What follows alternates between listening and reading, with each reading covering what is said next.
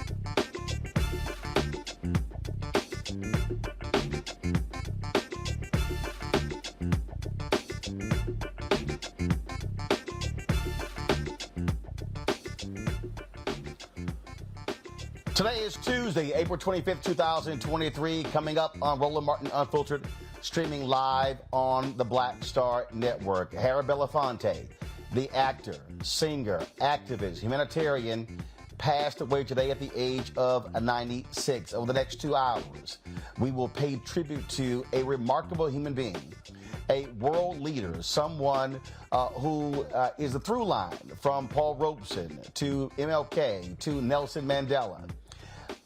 All the things that he did, a tremendous life lived, and we will celebrate that life and hear from many people, of course, who knew him well share remarkable stories, talk about his impact, as well as walk through all the amazing things that he did in the 96 years that he walked on this earth.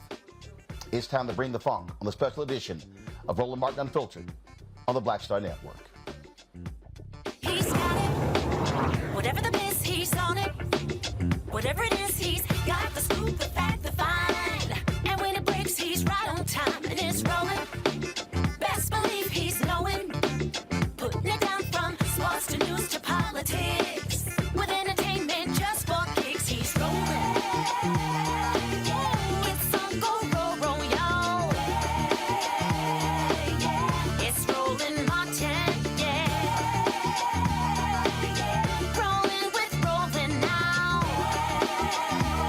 He's funk, he's fresh, he's real, the best, you know he's Roland Martin now.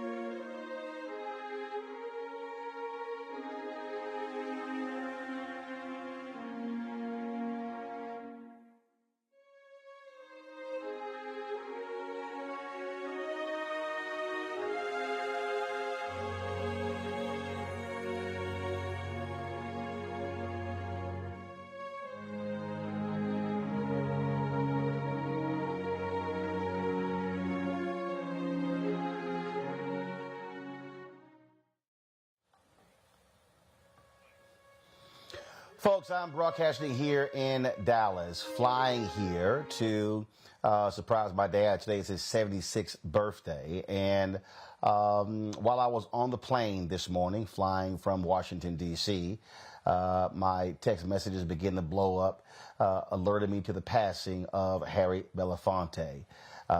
It was extremely sad to get that news of the passing of Mr. B. For the past 11, 12 years, we struck up a great friendship there in our Black Star Network studios. You see a portrait that I commissioned of Harry Belafonte. We have, it has been draped in black right there to recognize his passing. That portrait right there speaks to how much I felt about him, that I wanted to honor him and his life and his legacy and what he stood for in our studios. He was one who was committed to African Americans and the African diaspora.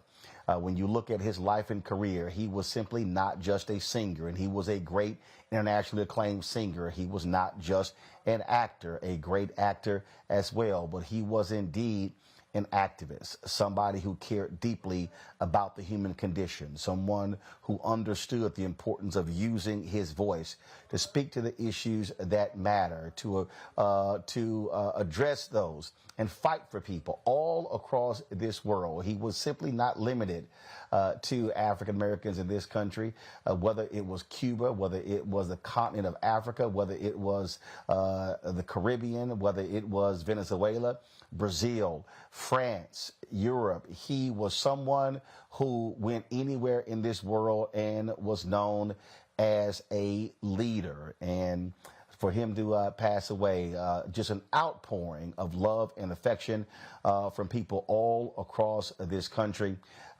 His organization, Sankofa, they released a statement with regards to his particular passing. Let's pull that statement up. The statement reads, on behalf of his daughter, Gina, granddaughter, Maria, and their nonprofit, Sankofa.org, we appreciate the outpouring of condolences during this difficult time as they grieve the loss of their beloved father, grandfather, and friend.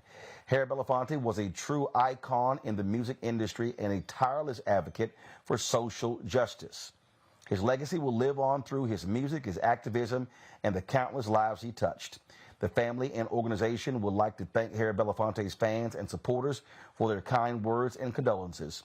The world is mourning a legend, but a family is grieving the loss of their patriarch. We kindly ask for your understanding and support during this period of mourning. The news broke after about 10 a.m. Eastern. His longtime spokesman, Ken Sunshine, announced his passing this morning at his home in New York City. The cause was congestive heart failure. Several years ago, Mr. B suffered a stroke, but that did not slow him down. He kept moving. He kept being involved. He kept attending various things. But it was about 4 years ago when he withdrew from the public in terms of not attending events. You might remember last year, we covered the 95th celebration. It took place in New York City. He was not in attendance, but he was watching the live stream of that particular broadcast. And but even up until his last days, he was very much involved in the issues that he cared about, constantly pushing the boundaries when it comes to activism, when it comes to his involvement in the arts. He was not someone who shied away from it. Susan Taylor, the longtime Essence leader, would often tell me that her husband, Kefra, they did not live far. Mr. B would often reach out to him, dispatching him to come to his home to do certain things. He was still an incredibly busy man. As we said, of course, the outpouring of love and support across the country. This is a statement released by President Joe Biden that came out about an hour ago. So this is what it says. Jill and I are saddened for the passing of a groundbreaking American who used his talent, his fame, and his voice to help redeem the soul of our nation. Harry Belafonte was born to Caribbean parents in Harlem, New York on March 1st, 1927, when segregation was the order of American society. To our nation's benefit, Harry never accepted those false narratives and unjust boundaries. He dedicated his entire life to breaking barriers and bridging divides.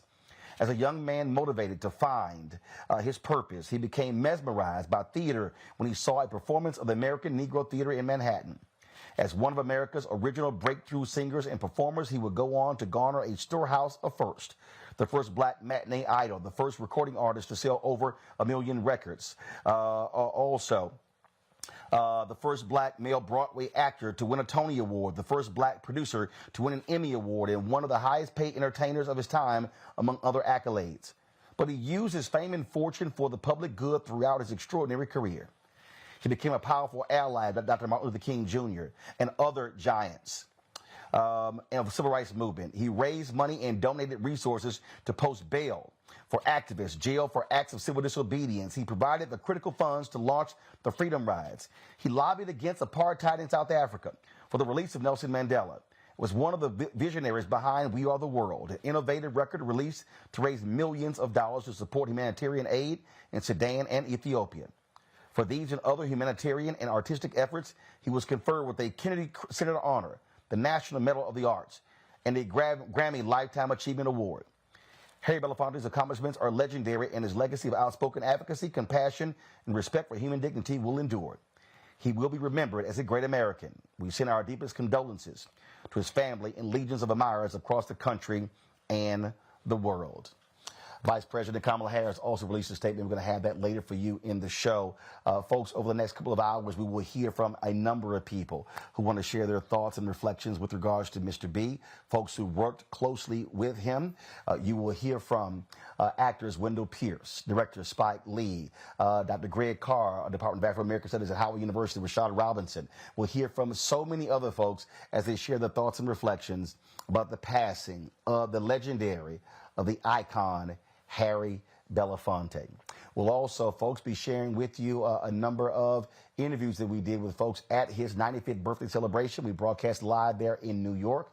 We'll also share you a number of other photos, as well as excerpts from 2 one-on-one interviews I did with Mr. Belafonte in his office there in New York City.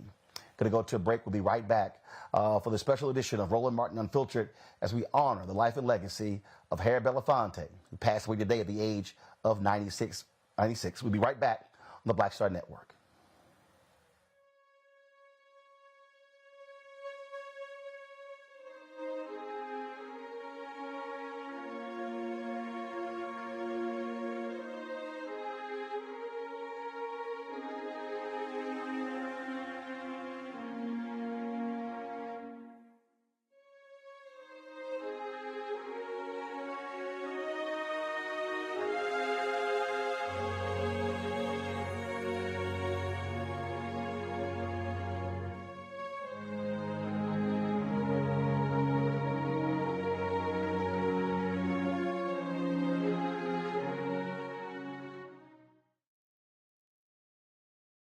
daughter. I didn't know where she was. So I had to figure out how to survive, how to eat, how to live. I don't want to go into the details because she's here, first of all. She may not want me telling that story. But possession of her, the family broke down, fell apart. I was homeless. I had to figure out, I didn't have a manager or an agent or anybody anymore, and I'm the talent. So I got to figure out how to be the agent. I had to figure out, how does business work?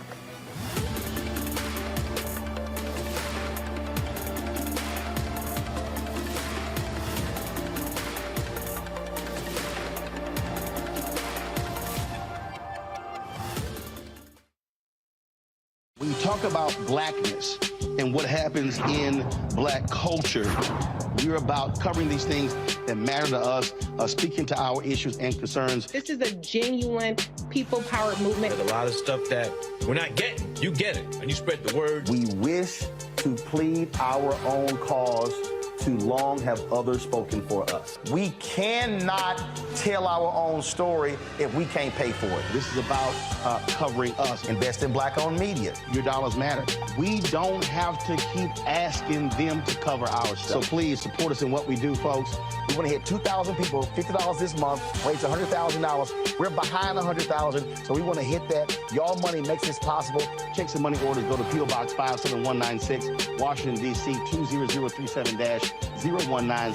The Cash App is $RM Unfiltered. PayPal is R Martin Unfiltered.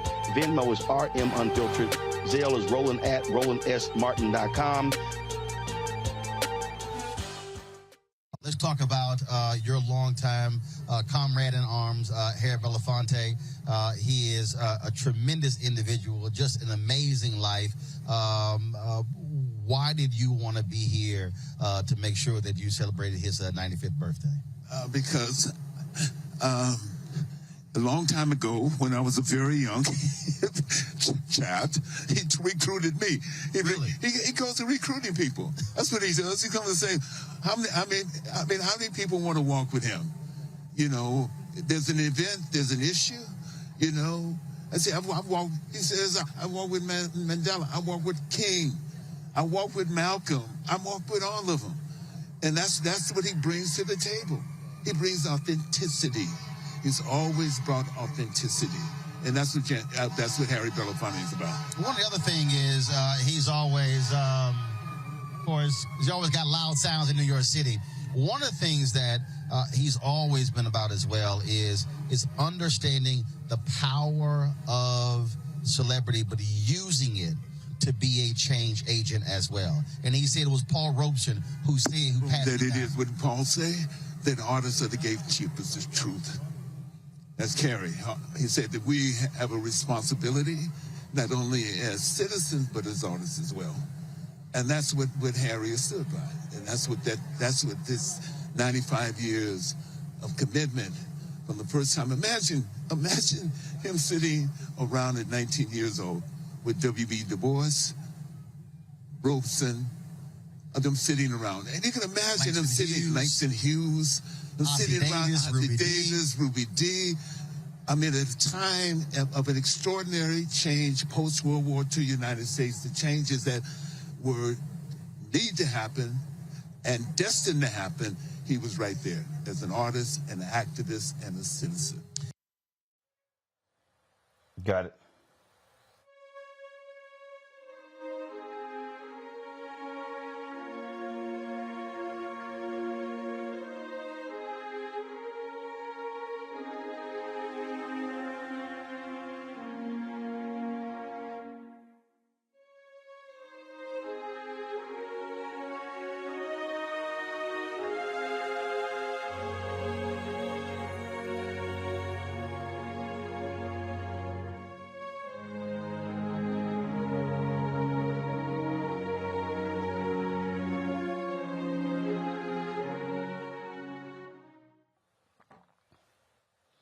folks, joining us right now on Roland Martin Unfiltered to remember Harry Belafonte is Angelo Pinto.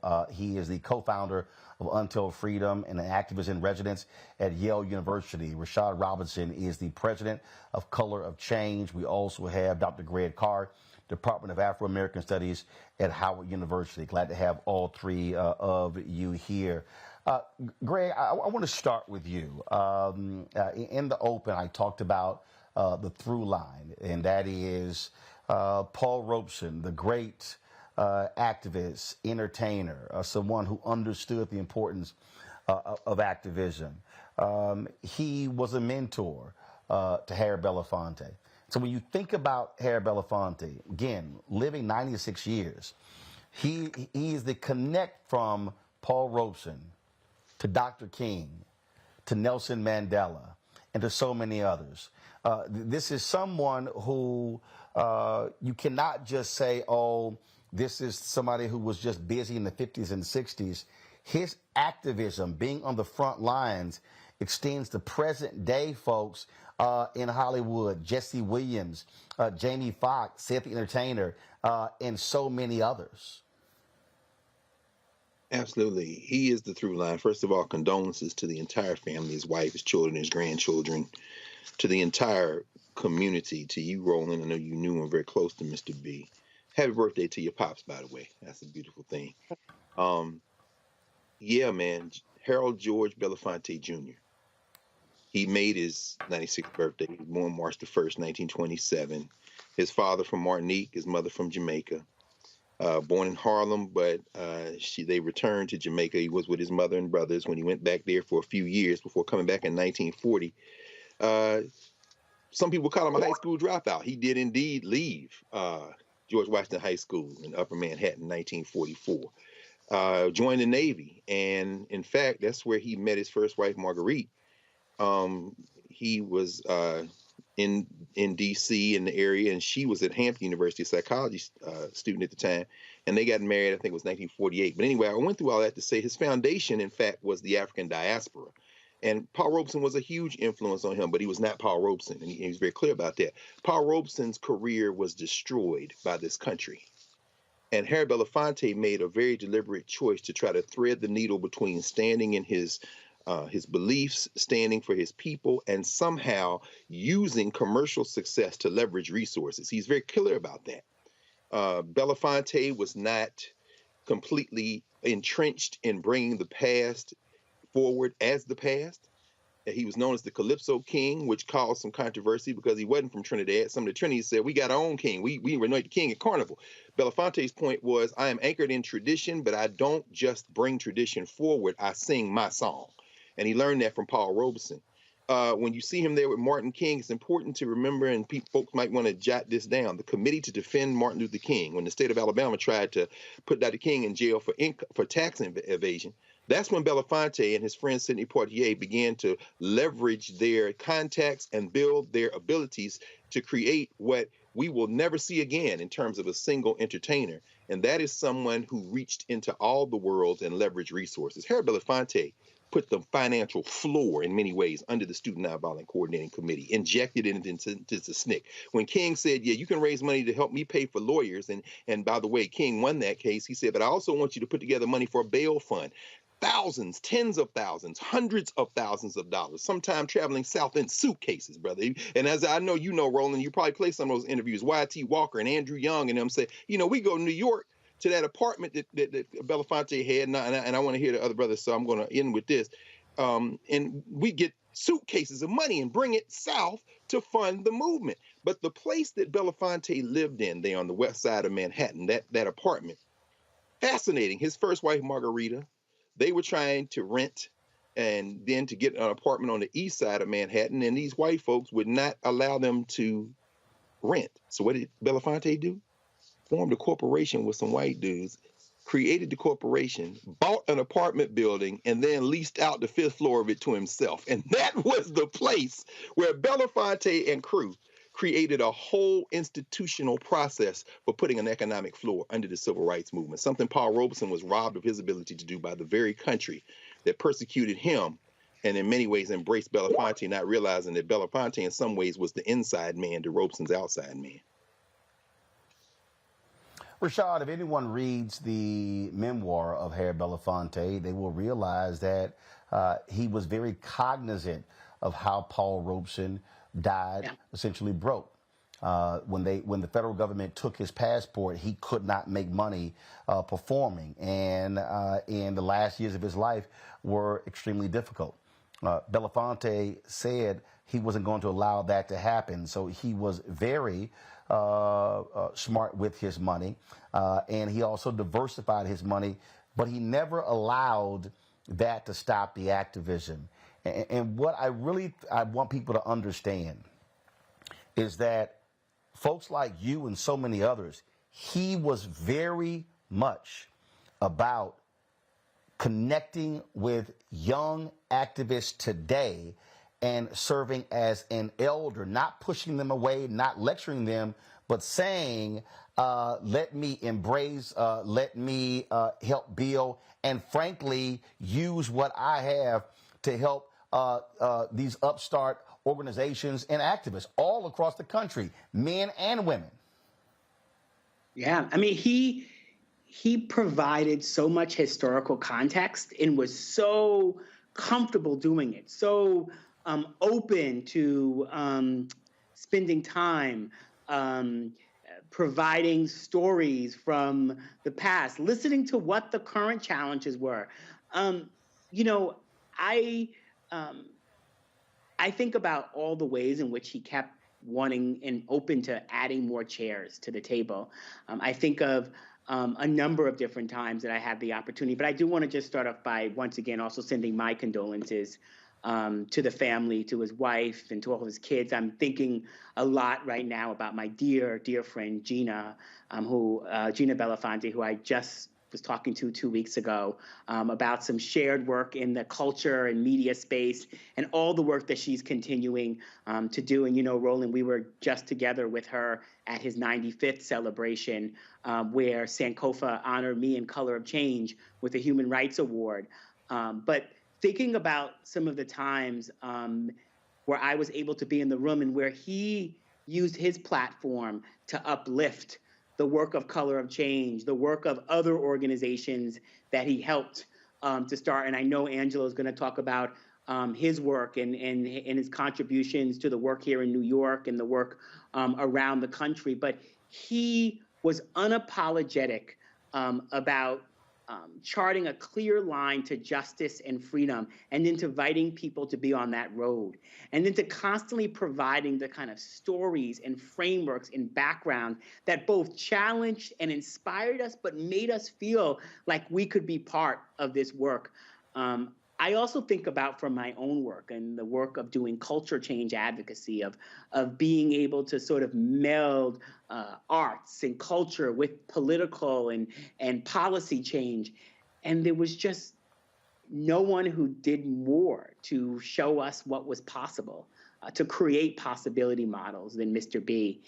And Roland, I just want to tell one quick story, and it's that, there was this event that Sankofa did at Mr. Quincy Jones's house, and Mr. B and Jesse Williams were going to be in conversation, and I get to the event early. Raul and Gina, who were running Sankofa together at the time, invited me, Raul Roach and Gina Belafonte, and invited me to come a little early to spend time with Mr. B. And so I get there and I see Mr. B, and he was like, "So what are you going to say when you open up the program?" And I was like, "Well, I don't think I'm speaking." And they're like, "Oh, you are definitely speaking at this program." And I had this moment of like, well, you don't want to go before Mr. B, and you don't want to follow Mr. B. And so there was just no way to win there. I remember that night because it was a who's who in Black Hollywood, from Danny Glover and CCH Pounder and Michael Ealy and Rosario Dawson and John Legend, and so many other people were in that room, listening to the work of Sankofa, listening to Mr. B's stories of justice, but also uplifting other organizations who were working at the time and working for justice, including mine. The idea that he was constantly thinking about the next generation, thinking about the platforms he uplifted, thinking about the way the work was constantly evolving and being willing to be in those conversations is inspiring. And I think it's a story for all of us doing this work together today. I'm a reminder of our responsibility to continue to think about those who are coming behind us, not only what we do, but what we leave behind. Angelo, the point Rashad made there, I think, really is important in terms of the commitment to activism. The reality is he challenged today's young artists to do more. He was not someone who accepted folks saying, hey, you know what, I'm busy singing, I'm busy acting, I'm busy with all of this here. No, I mean, I saw him literally challenge folks to say, you can do more. You are more than just a singer or an actor. Yeah, it's interesting because Mr. B challenged everybody. There was nobody that Mr. Belafonte encountered, even us as young activists for the first time, who he would challenge us in our activism and the work that we were doing and how we thought about the work. But I remember when Trayvon Martin happened and he thought to challenge Jay-Z and other artists because he felt like they weren't doing enough. They weren't using their platform to raise the issues of our time. And not to attack individuals, but I think he was sophisticated enough to understand that his voice would impact those individuals. And if you look at the trajectory of time from those moments, individuals began to use their voice to make a difference for our people. So I think Mr. B was tremendously sophisticated at understanding how he used his voice. Of course, folks talked about how he knew how to use his celebrity to influence the movement. And he was a social architect in that way. But I think the other piece of what he was always intentional about doing was connecting more people to the movement. He had been so connected to the Robesons, to the Kings, to the Mandelas, that he understood how we were all interconnected and how even movements of 20, 30, 50, 100 years before us was connected to the work that we were doing now. He knew that more people involved in the movement was precisely what we needed. And not only did he nurture us as young activists, and we used his office like it was our apartment during the Eric Garner uprisings and so many other movements that we were paying attention to in New York and throughout the country, but he connected us to other activists around the nation. When Trayvon Martin happened, he brought Philip Agnew and the Dream Defenders to New York City. And that's where I first met Phil, sitting down in New York City, having dinner, celebrating Mr. B for his birthday. He believed in us and valued our work. And he often would say that he wouldn't trade in his life for anything. He got to be next to the most impactful people and the people that he felt like were changing the world. And he did that with us, even throughout his life. He brought us close. He realized that he needed to nurture us. And I think there was a part of us and our work and our commitment to social justice that also nurtured him. And for me, we constantly got to be close to a pillar, to a museum who was so intricate at moving Black life forward that I think sometimes we forget. And it's great today that we get to take pause and reflect on the life of Mr. B. I was watching Sing Your Song today because I said, let me watch this documentary again that chronicles some of Mr. B. And he never let us forget Robeson. And he mentioned that as a young theater, a thespian, Robeson came to visit him and he said to him, if you get them to sing your song, they will ask and be inquisitive about who you are. And I think Mr. B leaves that mark on all of us to sing our song, to live in our purpose, and to live in our gift. And that's the place from which we transform and change the world. And he's a true testament and embodiment of that. And he left his hand on all of us to do that as well. Just hold tight 1 second. Got to go to a break. We can't come back more on the life and legacy of the great Harry Belafonte. You're watching this tribute right here on Roland Martin Unfiltered on the Black Star Network.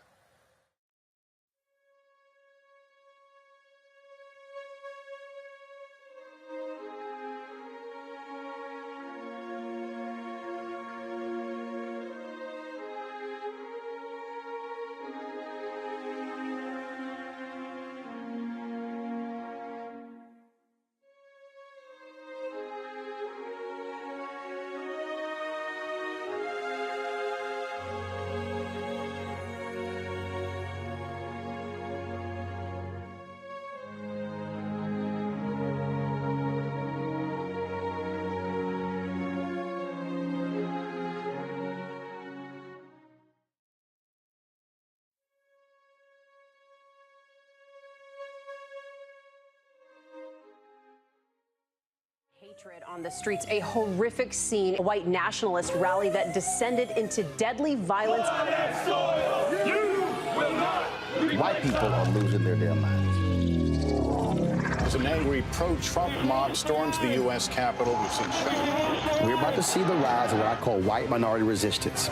We have seen white folks in this country who simply cannot tolerate black folks voting. I think what we're seeing is the inevitable result of violent denial. This is part of American history. Every time that people of color have made progress, whether real or symbolic, there has been what Carol Anderson at Emory University calls white rage as a backlash. This is the rise of the Proud Boys and the Boogaloo Boys. America, there's going to be more of this. Here's all the Proud Boys, guys. This country is getting increasingly racist in its behaviors and its attitudes because of the fear of white people. The fear that they're taking our jobs, they're taking our resources, they're taking our women. This is white fear.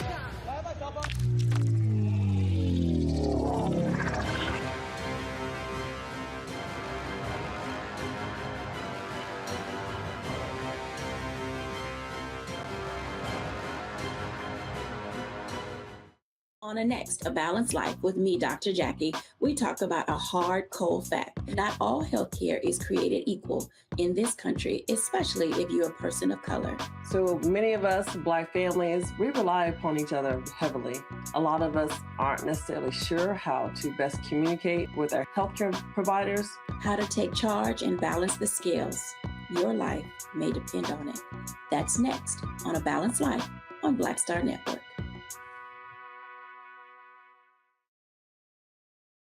Joining me now, she popped in a little bit early. They should have walked the red carpet. Is one of his daughters, Gina Belafonte. What's happening? What's up? What's up? Peace, y'all. So this is, of course, you got a lot of people who are coming out on this cold night. And just how important was it for you, Sankofa, to do this, to celebrate and to see folks want to celebrate your dad? Well, I'm overwhelmed by the support. It's been an amazing, amazing feeling to not only witness, but to be a part of this evening in celebration of his life and legacy. And also, not only is it his 95th birthday, but it's the 10th anniversary of Sankofa.org. And you were there from the beginning of that too. And it has grown. I'm excited for people really understanding what it is that we do and championing us to continue to do the work. What folks don't realize is your dad does not know what retirement means. I talked to Susan Taylor a lot, and she said that he's always calling Kefra Burns, her husband, over. He always has notes. He always has things that he's working on. He's got book projects, documentary projects, and so 95 has not slowed him down. Not at all. You know, I had to run a show with him, and I told him who was coming, and I told him what I was saying.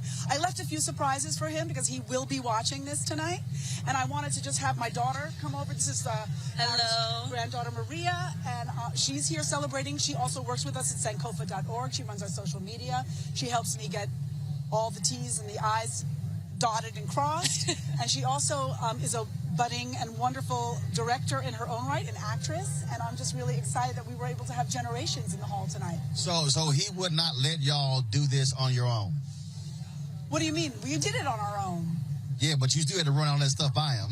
Well, I'm grateful for that. I mean, what better mentor to have? I mean, he is got so much style. He's got so much grace. He's an amazing storyteller. And he's the best mentor to have, especially for a night like tonight.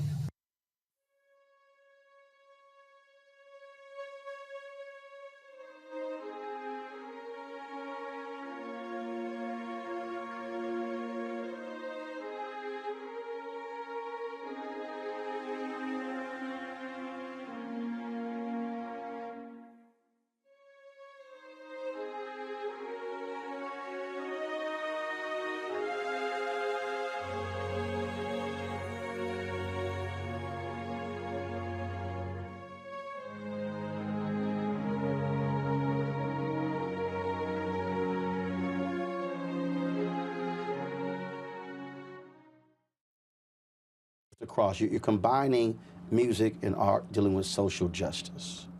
Why this? Why now? The absence of black presence by celebrity is a serious loss to our potential use of power to make a difference. So I invited all the artists I could think of to come for a two-day festival down in Atlanta to celebrate criminal justice as a festival. It's called Many Rivers to Cross, based upon a great song. And in it, all the artists will sing to songs that in content speak about the plight of black people. So artist after artist after artist, I looked at all the songs that will be sung. I look at what Jamie Foxx will be saying and what he will sing. I've looked at John Legend and what he will say and what he will sing. I've looked at Carmen. I've looked at Alice Smith. I've talked to Chuck D, whom I love madly, and what he brings to the table. And I think those who come will be more than rewarded with what they see of black presence speaking to these issues. I also add this, and I'll be through on this subject. It is that what also surprises me is the number of artists that told me no. Really? Oh, yeah. As a matter of fact, there are some artists that told me yes in the light of enthusiasm, in the first rush, and were they were pressed to really define what would be asked of them, what kind of songs to sing, and what they should be turning their attention to comment on, stepped away. They don't want the blemish. They don't want the burden of responsibility. And I was really quite surprised. And how did that make you feel? Made me feel sad, because the particular people that I'm talking about that stepped away were the ones that I least suspected that would have done that. And because I have no right to hold anybody hostage to what I think and what I want to do, they're exempt from any act of coming on board, so to speak. I don't want to blackmail them into this. So when these artists said no, I said, okay, I hear you. But you do remember who said no? I'll never forget. And on occasion, I'll make sure they don't forget either. I think Mr. B's vision has always been to bring together activists. And a lot of activists are connected to artists. You know, we certainly work with a lot of artists, and working with Mr. Belafonte, you know, he constantly talks about artists are the gatekeepers to truth, their civilization's radical voice. And we as activists really need to come together to plan what our next move is going to be collectively. We need a black and brown agenda, and we need a strategy in order for implementation, because we are now going to be moving into a different cycle where there are some very negative implications in our communities because of it. And so I think right now, this has been planned, I think, since Mr. Belafonte has always talked about this. And for me, it's exciting to see that it's now happening. And so I think it's an opportunity for us to also share a stage with artists and also build relationship with artists who can use their platform to amplify the work that we're doing on the ground. Carlos, there's also another dimension to this why now, why at this particular moment. Right. Because here and now we've never had issues clearly and sharply drawn as they are today. We've never had a black president before that had a backlash. We've never had a president that has had the kind of backlash that Barack Obama has had. I mean, race rushed into the room to declare itself alive and present and angry at the idea that there's a black man daring to speak for America in the halls of justice and in the hall of solution globally. White people woke up. Folks, this is a statement that was released from the Office of Vice President Kamala Harris, who also knew Harry Belafonte well. Harry Belafonte was one of our nation's most powerful voices for change. As an activist, Harry Belafonte helped lead the fight for civil rights and human rights and across the world. Inspired and inspired a generation of young leaders to fight for change.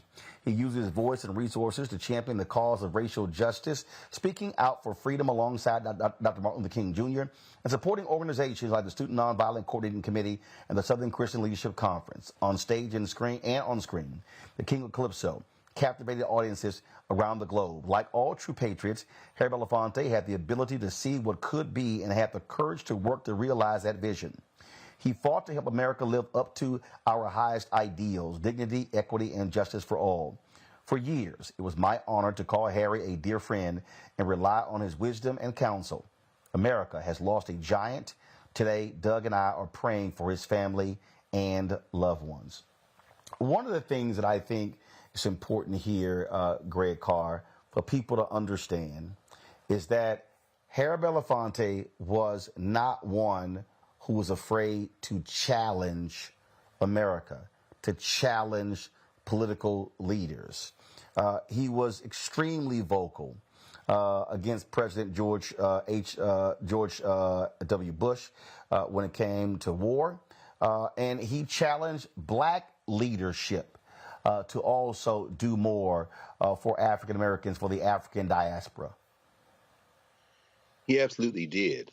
You mentioned in the opening, as you opened, you mentioned Venezuela, for example. Harry Belafonte, our brother Danny Glover, and others went and met, had a long meeting. It was around 5 or 6 hours at one session with Hugo Chavez, who is a hero to a number of people around the world and who is, of course, widely excoriated by white nationalists and others who don't know much about international politics here in the United States. And Mr. Belafonte at the time, in kind of pushing back against the Bush administration, said, you know, Bush is a terrorist and he should be locked up.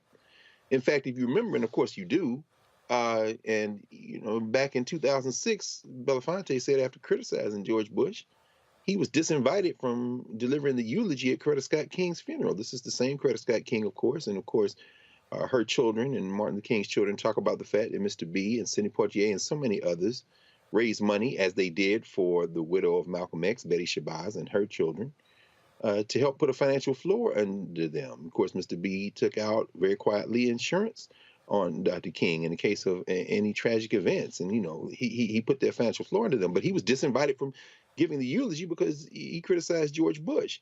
He was never afraid to hold his tongue. When John Kennedy was running for president and eventually won the Democratic nomination in 1960, he basically begged to meet with Mr. Belafonte. And when he finally got a meeting, he said, you know, how could Jackie Robinson endorse Nixon? Belafonte's first question was, well, you know, what is your relationship to black communities? You don't know black folk. And then when Kennedy said, well, you endorse me, Belafonte said, you know, no, celebrities shouldn't be endorsed. He said, do you know anything about Martin Luther King? And when John Kennedy said, well, I really don't, he said, you need to talk to Dr. King. Then he called Martin King and said, listen, man, you need to talk to John Kennedy. This is the background kind of stuff that puts the floor under the things that ultimately yield results. When we see the Civil Rights Act of 1964, you're going to see Harry Belafonte's fingerprints on it if you look behind the scenes. And of course, finally, and I'm sure that, you know, you'll explore this a little bit later on as you talk, but having Brother Rashad here, our friend Brother Rashad and Brother Angelo, you know, they have, I'm sure, been in rooms where this question of the relationship of celebrity and struggle have been chewed out, and probably there have been some moments where there are agreements to disagree. And who can forget in 2012 when Harry Belafonte said this generation is not doing enough and called out Jay-Z and Beyonce. And Jay-Z pushed back. And Harry Belafonte said, I'm not backing down. And, you know, I wonder about that when I see Jay-Z sitting with billionaire NFL owners. And I wonder, is that just a contemporary version of what Harry Belafonte would do? Or have you gone off the rails, brother? And right or wrong, Mr. B was going to tell you what he thought about it. And it wasn't just from the sidelines. He was in the middle of the bloody struggle. As Paul Robeson and others would say, there is no sheltered rear. And he reminded every generation of that, whether they were presidents, Congress people, or entertainers. I'm going to go to a break. We come back. I'm going to go to Angelo and Rashad. I want to talk about that because Mr. B and I, we did talk about his criticism of Jay-Z and others. And you're absolutely right. He was very clear as to where he stood. I'll share that when we come back from this break. Folks, you're watching a special tribute to the life and legacy of Harry Belafonte right here on Roland Martin Unfiltered. on the Black Star Network.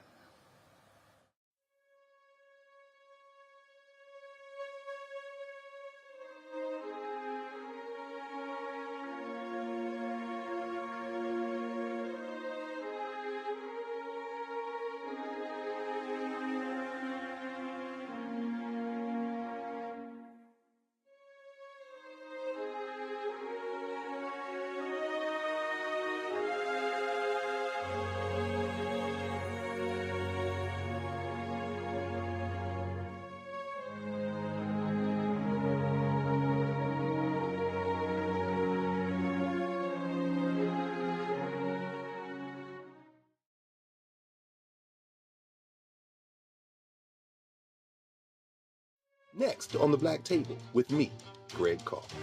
We look at the history of emancipation around the world, including right here in the United States, the so-called end of slavery. Trust me, it's a history lesson that bears no resemblance to what you learned in school. Professor Chris Manjapra, author, scholar, amazing teacher, joins us to talk about his latest book, Black Ghost of Empire, The Death of Slavery and the Failure of Emancipation. He explains why the end of slavery was no end at all, but instead a collection of laws and policies designed to preserve the status quo of racial oppression. The real problem is that the problems that slavery invented have continued over time, and what reparations are really about is saying, how do we really transform society, right? And stop racial violence, which is so endemic. What we need to do about it on the next installment of The Black Table, right here on the Black Star Network. Hi, I'm Dr. Jackie Hood Martin, and I have a question for you. Ever feel as if your life is teetering and the weight and pressure of the world is consistently on your shoulders? Well, let me tell you, living a balanced life isn't easy. Join me each Tuesday on Black Star Network for A Balanced Life with Dr. Jackie. We'll laugh together, cry together, pull ourselves together, and cheer each other on. So join me for new shows each Tuesday on Black Star Network, A Balanced Life with Dr. Jackie.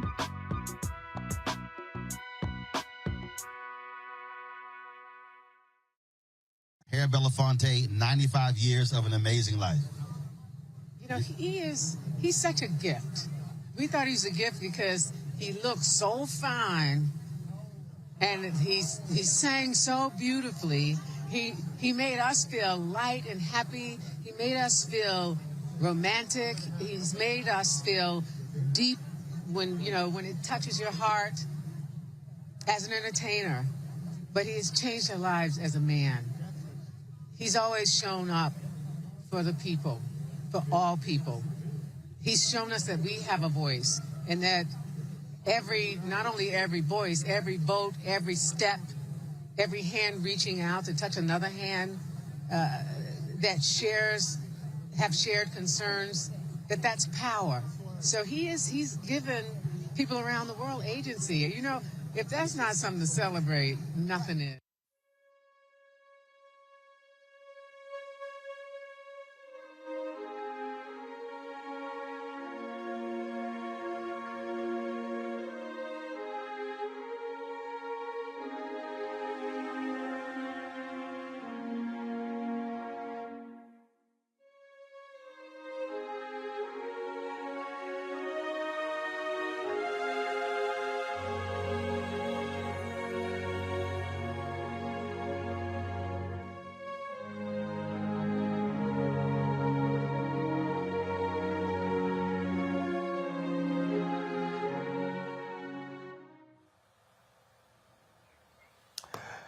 Rashad, it's interesting. So Greg brought up that contentious little beef squabble that was there between Mr. B and Jay-Z. And so here's what was interesting. Because oftentimes Mr. B we would talk, and he would say, when are you coming to see me?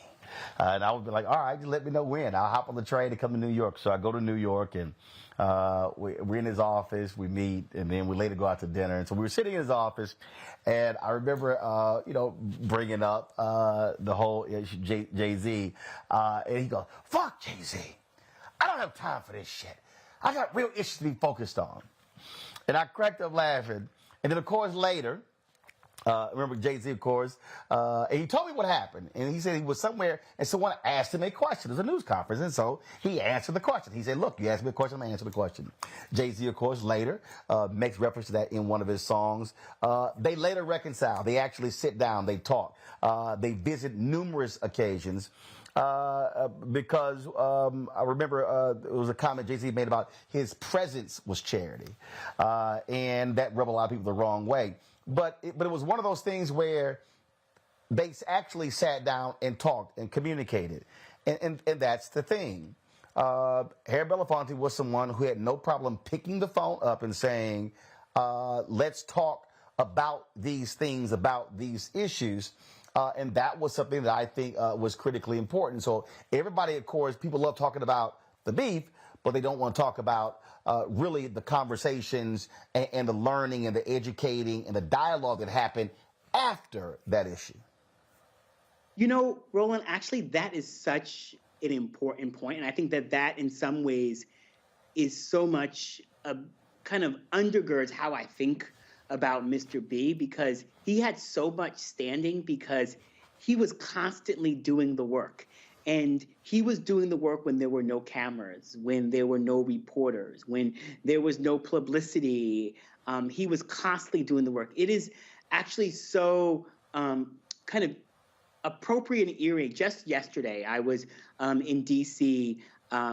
Doing a meeting at the Department of Transportation with the Secretary of Transportation about traffic stops and the role of police and traffic stops and public safety and the history of driving while black. And there's, a number of stories. If you read Mr. B's memoir or any of his stories, he talks about going to the South and with Mr. Portier, and talks about this sort of driving while black in those places, being a black person in the car with white folks. But actually, it was interesting because I was there with Ambassador Patrick Gaspard, who was the former U.S. ambassador to South Africa. And Mr. B just always comes up in conversation because he was always there. And Patrick had a really great relationship with Mr. B as well. And Patrick and I were just randomly talking about this building that I used to live in up on 106th Street in New York, this old building that had been organized. And I said, I heard through the grapevine, Patrick, that you organized that building when you were a young tenant organizer before you went into labor unions. And he said, yeah, I did. I said, I rented from this older black woman who had gotten that building when the tenants got to take it over, and she only wanted to rent to black folks. So when I moved up there and she saw me and she was like, I will rent this building to you. And I didn't quite, have the credit at that time to live in that neighborhood. And so I talked about that building. He said, you know how I organized that building? And I said, no. And he said, all of that work was funded by Mr. Belafonte, was funded by Harry. And I was like, yeah, of course, that makes sense. He's like, he would give us money to do all sorts of organizing up there up in Harlem, up in Morningside, that whole Upper West Side area where black Haitian immigrants, black Americans, folks from Jamaica and the Caribbean and other parts of the Caribbean were all living, and people were trying to own those buildings or trying to fight back against sort of harsh treatment from tenant organizers. So he just constantly showed up. And so the story about sort of that he had standing to critique the artist of today, but then he was going to do the work behind the scenes to engage them, to be in conversation, because he was constantly doing the work, not seeking the publicity, but understood the platform that he had, understood the role that he in his presence could provide. But for Mr. B, it was always about building power. And I have learned so much by watching him. I'm so inspired by him, but also so inspired by what it means to do the work when no one's watching. When you talk about that, not being afraid to criticize Angelo, he was on Democracy Now! with Amy Goodman. And this is what he said about President Barack Obama. He said, I think Obama plays the game that he plays because he sees no threat from evidencing concerns for the poor.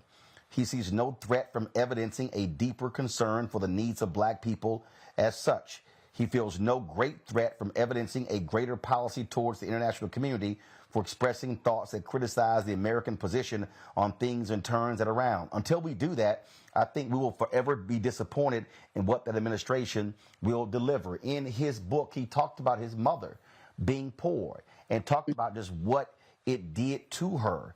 And this was a man who was financially successful, often would vacation in southern France, the French Riviera. But he was always advocating and fighting on behalf of the poor and was not afraid to call anybody out, including the nation's first black president. I mean, I think Mr. Belafonte was genius in that, and I think just down to earth in that he understood what most black folks were thinking or feeling. And I think the sentiments to President Barack Obama were shared by many of us. His presidency, I think for most now, mostly symbolic and lacked some of the substance that we would have liked to see.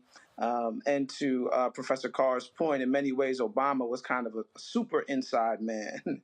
And most of his efforts in his work didn't necessarily translate to the outside realities of black folks. But I think his election, I remember being in New York City the night that he won, and literally hundreds and thousands of people just took to the street because I think his presence and the symbolic victory meant so much. And we hoped that the substance would follow. But unfortunately, it didn't. And I think oftentimes, even when you look at other critiques that Mr. B has of celebrities, the hope is always that the substance follows, and that's not always the case. But I think sometimes it is. I think, I certainly have my critiques of celebrities and their role in creating social change, and if they do so, and what they're willing to do at their own expense. But one thing that I certainly saw a shift with respect to Jay-Z was him using his voice and art to tell the stories of individuals like Khalif Browder with the Time documentary, and his role in freeing Meek Mill and putting the documentary out about the injustice around the criminal justice system. And I think Mr. B did push folks in the direction of change. He pushed folks in the direction of paying attention to their voice and how to use their voice to create change and create power.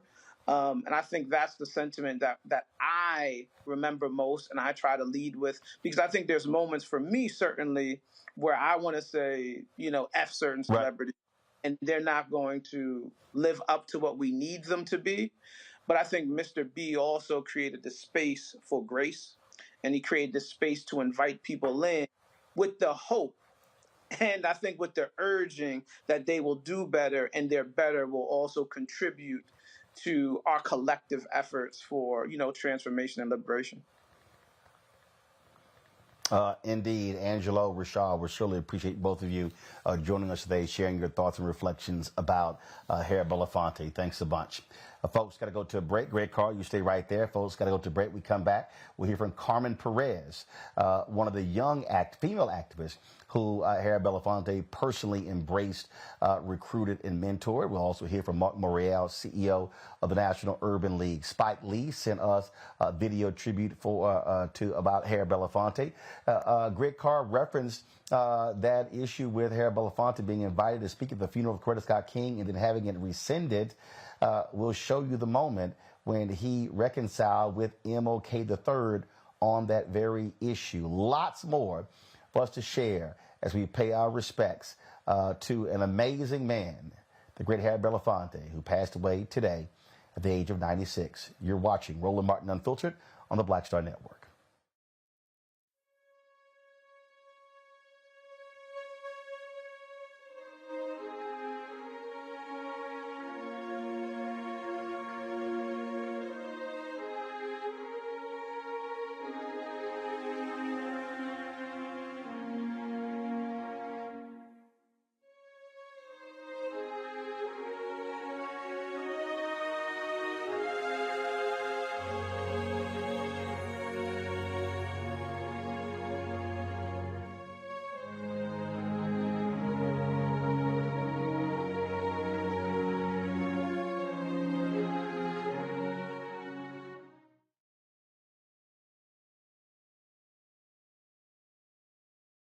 Next, Get Wealthy with me, Deborah Owens, America's Wealth Coach. Dexter Jenkins is a faith-based financial mentor with more than 20 years in the financial services industry.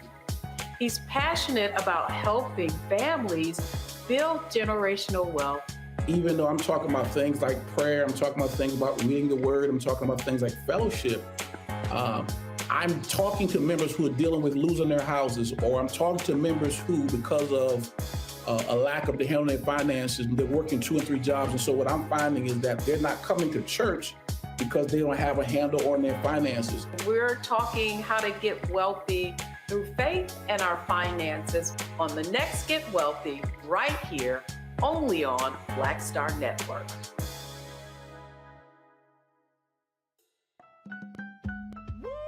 We're all impacted by the culture, whether we know it or not. From politics to music and entertainment, it's a huge part of our lives, and we're going to talk about it every day right here on The Culture with me, Faraji Muhammad, only on the Black Star Network.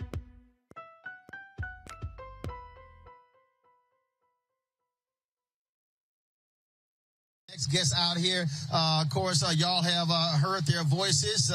They're amazing voices, voices of the movement. They're still doing their thing. Sweetie Honey in the Rock, glad to see y'all. How's it going? Hi, how are you? How good to see you. Absolutely. Good to be here. Absolutely. So let's talk about out here celebrating Harry Belafonte. Well, this is exciting. 95 years old. My mother's 98. I think it's just such a blessing and a wonder to have our seniors with us. And, you know, and they broke so much ground for us, you know, and that they still be strong and in their mind.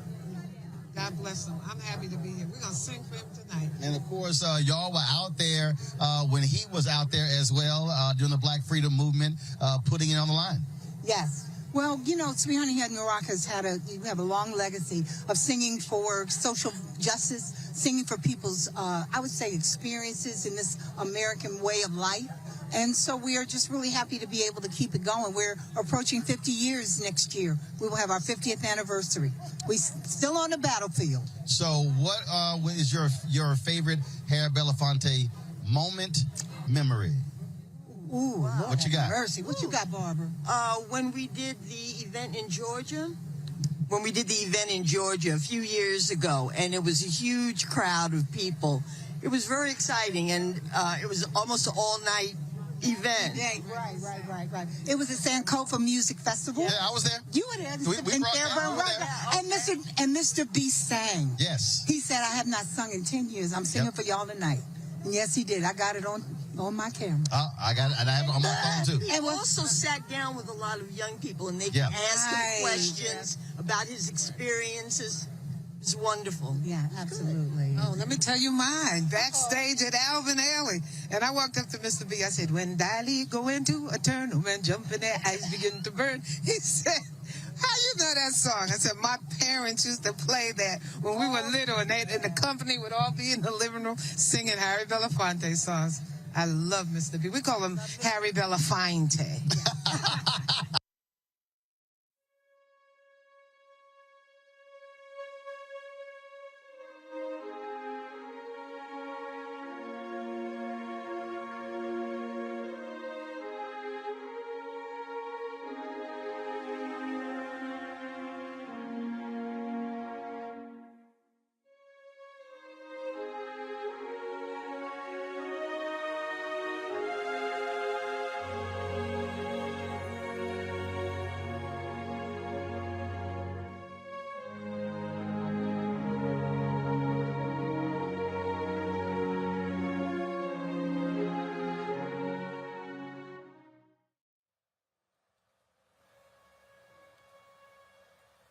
Folks, in our Black Star Network studios, we have placed a black sash over that portrait of Harry Belafonte. It was 7 or 8 years ago, I believe. I was asked to MC a fundraiser at the Apollo Theater for one of Mr. B's organizations.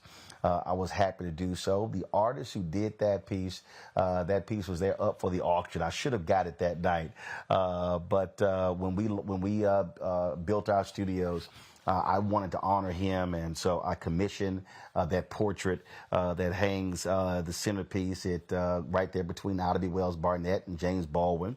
And I remember when we unveiled our studio, I actually called him that night, got a chance to speak to him briefly. We were live on the air. And what I did not know was that Sidney Poitier had actually passed that night. And that was actually the last time I believe I talked to Mr. B. I was in Jamaica for the holidays, and I was on a bus headed to the resort, and there was a song that came across the radio. We were there in Jamaica, and I said, man, I recognize that voice. And so I recorded a short video and sent it to him and to his daughter Gina, and his wife Pam sent me a email thanking me for thinking of him and them in sending that video. And so he was someone who built relationships with so many different people, folks in media, folks in the arts, in politics, in civil rights, you name it. When I talked about that particular gathering, that fundraiser, my next guest was one of the folks who asked me to do it, Carmen Perez. She joins us right now. She is someone who Harry Belafonte took under his wings, met her, and said, young lady, you and I are going to become good friends. She's executive director of the Gathering for Justice out of New York. Carmen, glad to see you. Hate to chat under these circumstances. But for folks who don't know, just share with them how you and Harry Belafonte got connected.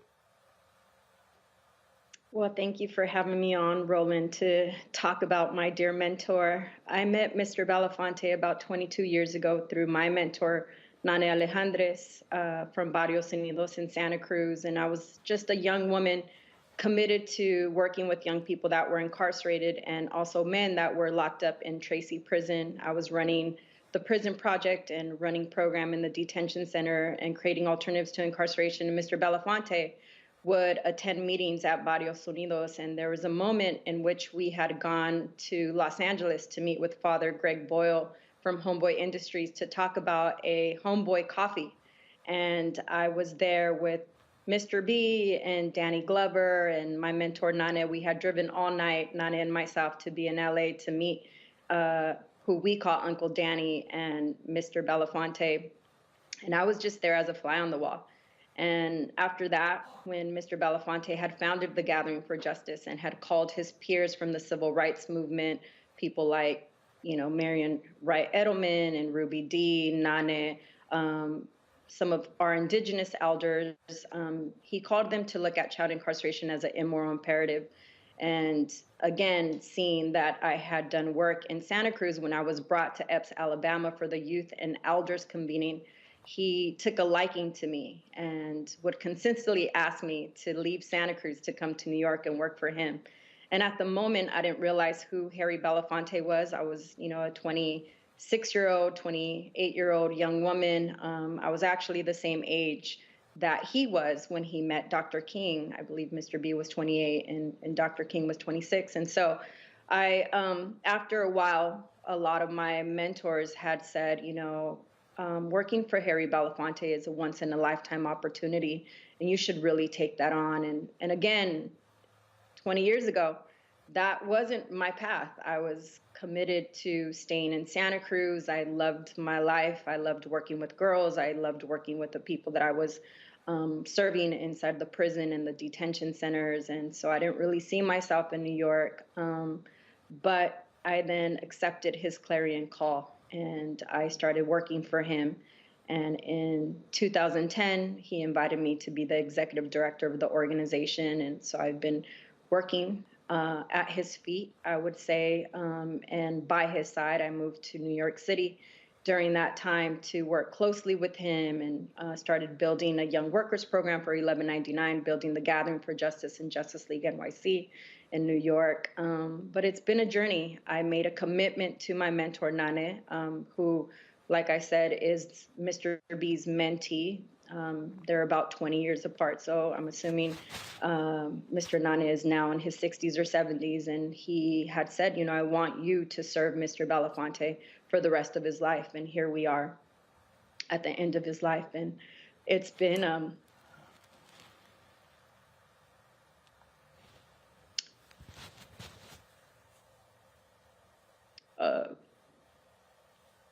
it's been heartbreaking. And, you know, my heart feels shattered, but I'm grateful to have sat with the big giant, to have shared stories. I still remember the time in which you were in our office and we were doing a recording and I couldn't really get a word in with Mr. B. He's such a genius. But there are many, many great moments with him, and I'm always going to cherish those. And I think really my role in the organization was to bring him to young people and to connect him to the young leaders of our time. And I'm just grateful that you were able to talk to Angelo, who was part of Justice League and now Until Freedom, and Rashad Robinson, who was part of the original Gathering for Justice almost 18 years ago. And so it's been an honor, but today has been a very difficult day for me and many of us that are mourning him, and not just us that worked for him or who have been mentored by him, but the world. He really touched the world. He left his print, and we're going to carry that legacy on and forward. Mark Morial, President and CEO of the National Urban League. What's interesting is that Harry Belafonte organized a meeting of the elders in Atlanta. And if people watch the documentary, without realize that he says in the documentary that while it was happening, he realized ain't nothing happening in this room. He said, if I am going to have an impact, I need to reach young people like Carmen. And so that was so fascinating that he said, he's like, here I organized this meeting, and then I realized it was a lot of old folk in the room who had done great things, he said, but they had more years behind them and in front of them. And so he understood that I need to be there on the ground, in the streets, talking to the next generation of leaders. And he actually did that at his age, went out to find out where they were, folks like Carmen. It made, thanks, Roland, thanks for having me. It's what made him unique. It's what made him who he was. He supported, he danced to the tune of his own drummer, but his conviction and his sensibilities around civil rights and social justice were cut in the 1950s and 60s when young people, in fact, drove the movement. Dr. King, John Lewis, Whitney Young, Malcolm X, they were young people, so many others, college students and others who sat in the freedom rides. They were young people. And I think when he sat in that room and said, you know what, I've got to impact people who are like we were when transformation and change took place.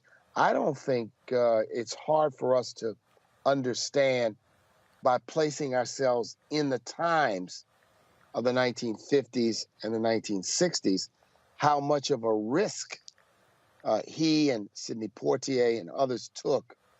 They were not just entertainers. They were top-rated entertainers.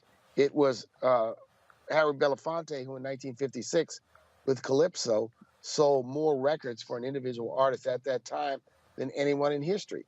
It was Harry Belafonte who won an Emmy, who appeared in movies before he was at the March on Washington.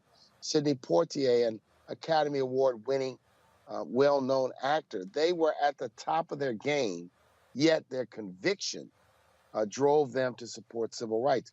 We can't even fathom the challenges, and they never talked about the criticism they received. They never talked about the blowback he faced, and it certainly was considerable. So Roland, I had an opportunity to interview him for CBS Sunday Morning about 5 years ago on the occasion of Dr. King's, the 50th year since Dr. King's assassination in Memphis. And he was as powerful and as alert and as outspoken and as authentic as he always was. Indeed. Mark Morial, we see you there on the road. We appreciate you stopping by. Thanks, Roland, share, always. Reflections with regards to Harry Belafonte. Appreciate it. Thanks a lot. Carmen Perez, hold tight 1 second. I got to go to a break. We come back. We will have more. We'll also talk to Bernard Lafayette, who was one of the folks involved on the ground in doing the Black Freedom Movement. He'll join us. We'll also hear from Spike Lee, Wendell Pierce, and many others with regards to Harry Belafonte, who passed away today at the age of 96. You're watching Roland Martin Unfiltered on the Black Star Network.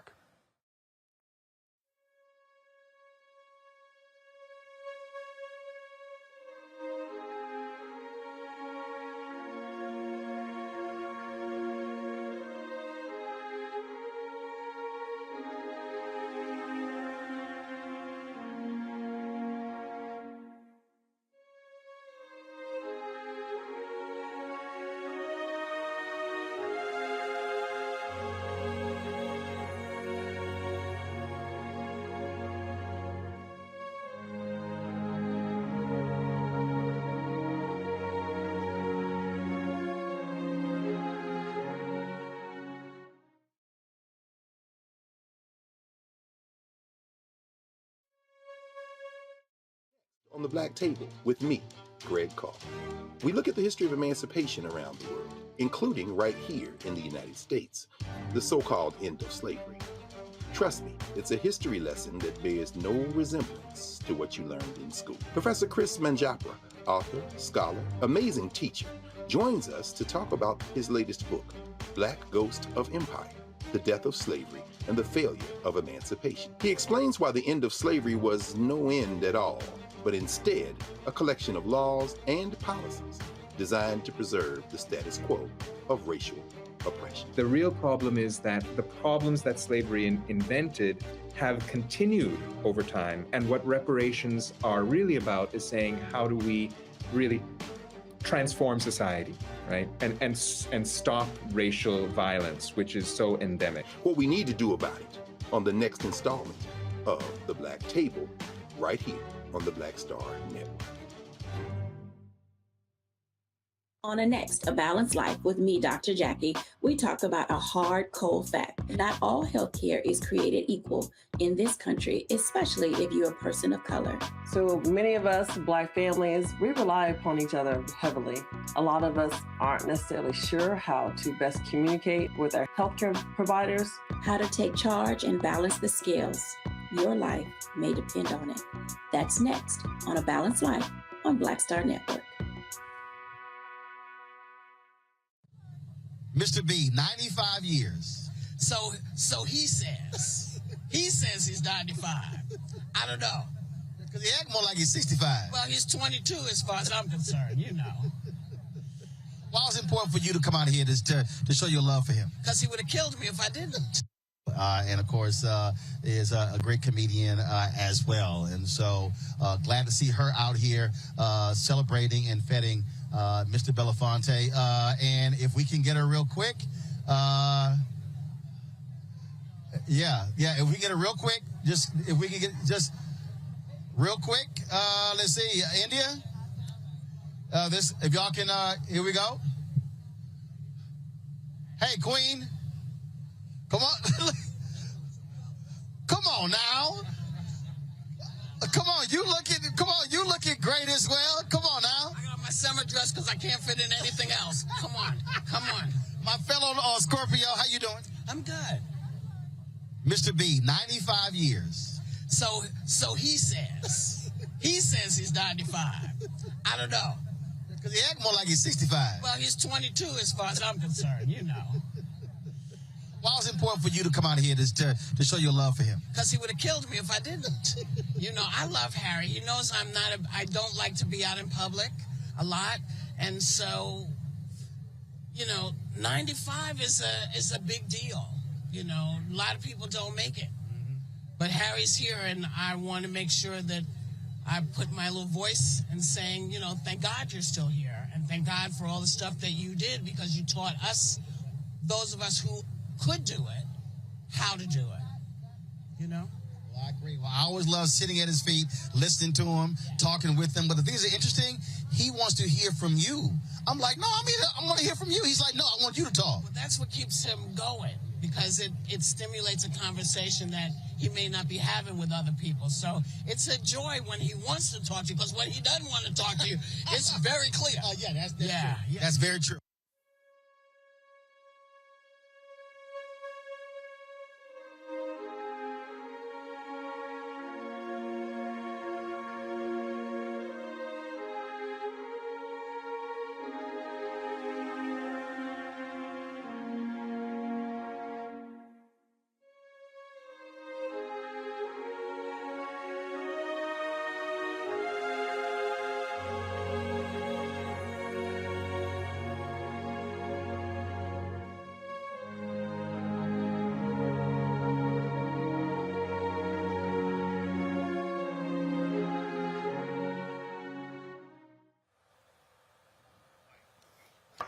A lot of folks have been sharing their remarks with regards to the passing of Harry Belafonte. We reached out to my man Spike Lee, and he sent us this video. Share my feelings about the late, great Harry Belafonte. Mr. B, as we called him, is a definition of what artists can also be civil rights leaders too, who use their fame, their God-given talents to move people forward, specifically African Americans, but you might say everybody. He was there with Dr. King, him and Sidney Poitier, another great word, you know, keeping that cash going, and Dr. King, and they keep fighting the movement. And my father is Bill Lee, still alive, a folk bassist, and he worked with several occasions, worked with Mr. B, and so once I became a filmmaker, you know, we would see each other now and then, and he'd always say, Spike, can't you let me be in the film one time? You keep giving those roles to Ozzie Davis. And you know Ozzie was tight with Sidney and Mr. B. And finally, Black Klansman, we got to work together. It was one day, but it was a pivotal scene in that film. And the day before, I told the crew, you have to come dressed in your Sunday best. They said, why? I said, I don't care. No, I have to tell you why. Just come in your Sunday best. So when Mr. B showed up on set, Mr. Harry Belafonte, people lost their minds. The legend was there. And that feeling he brought to the set and that scene is one of the most memorable scenes I've done. And more in my 4 decades of a filmmaker. That's right up there with the stuff I did with Denzel and the end of Malcolm X with the great Nelson Mandela. You could feel the energy. And Mr. Belafonte was channeling all those trials and tribulations he went through with the civil rights movement, doing that scene. So, a great loss. And Roland, it seems like every day, left and right, we're losing our giants. I mean, like every day, at least it seems to me, we're losing somebody. And I posted this on my Instagram. We gotta give love to our giants who's still here. Let's let them know they're loved. Not just funerals at their homecoming when they make the transition.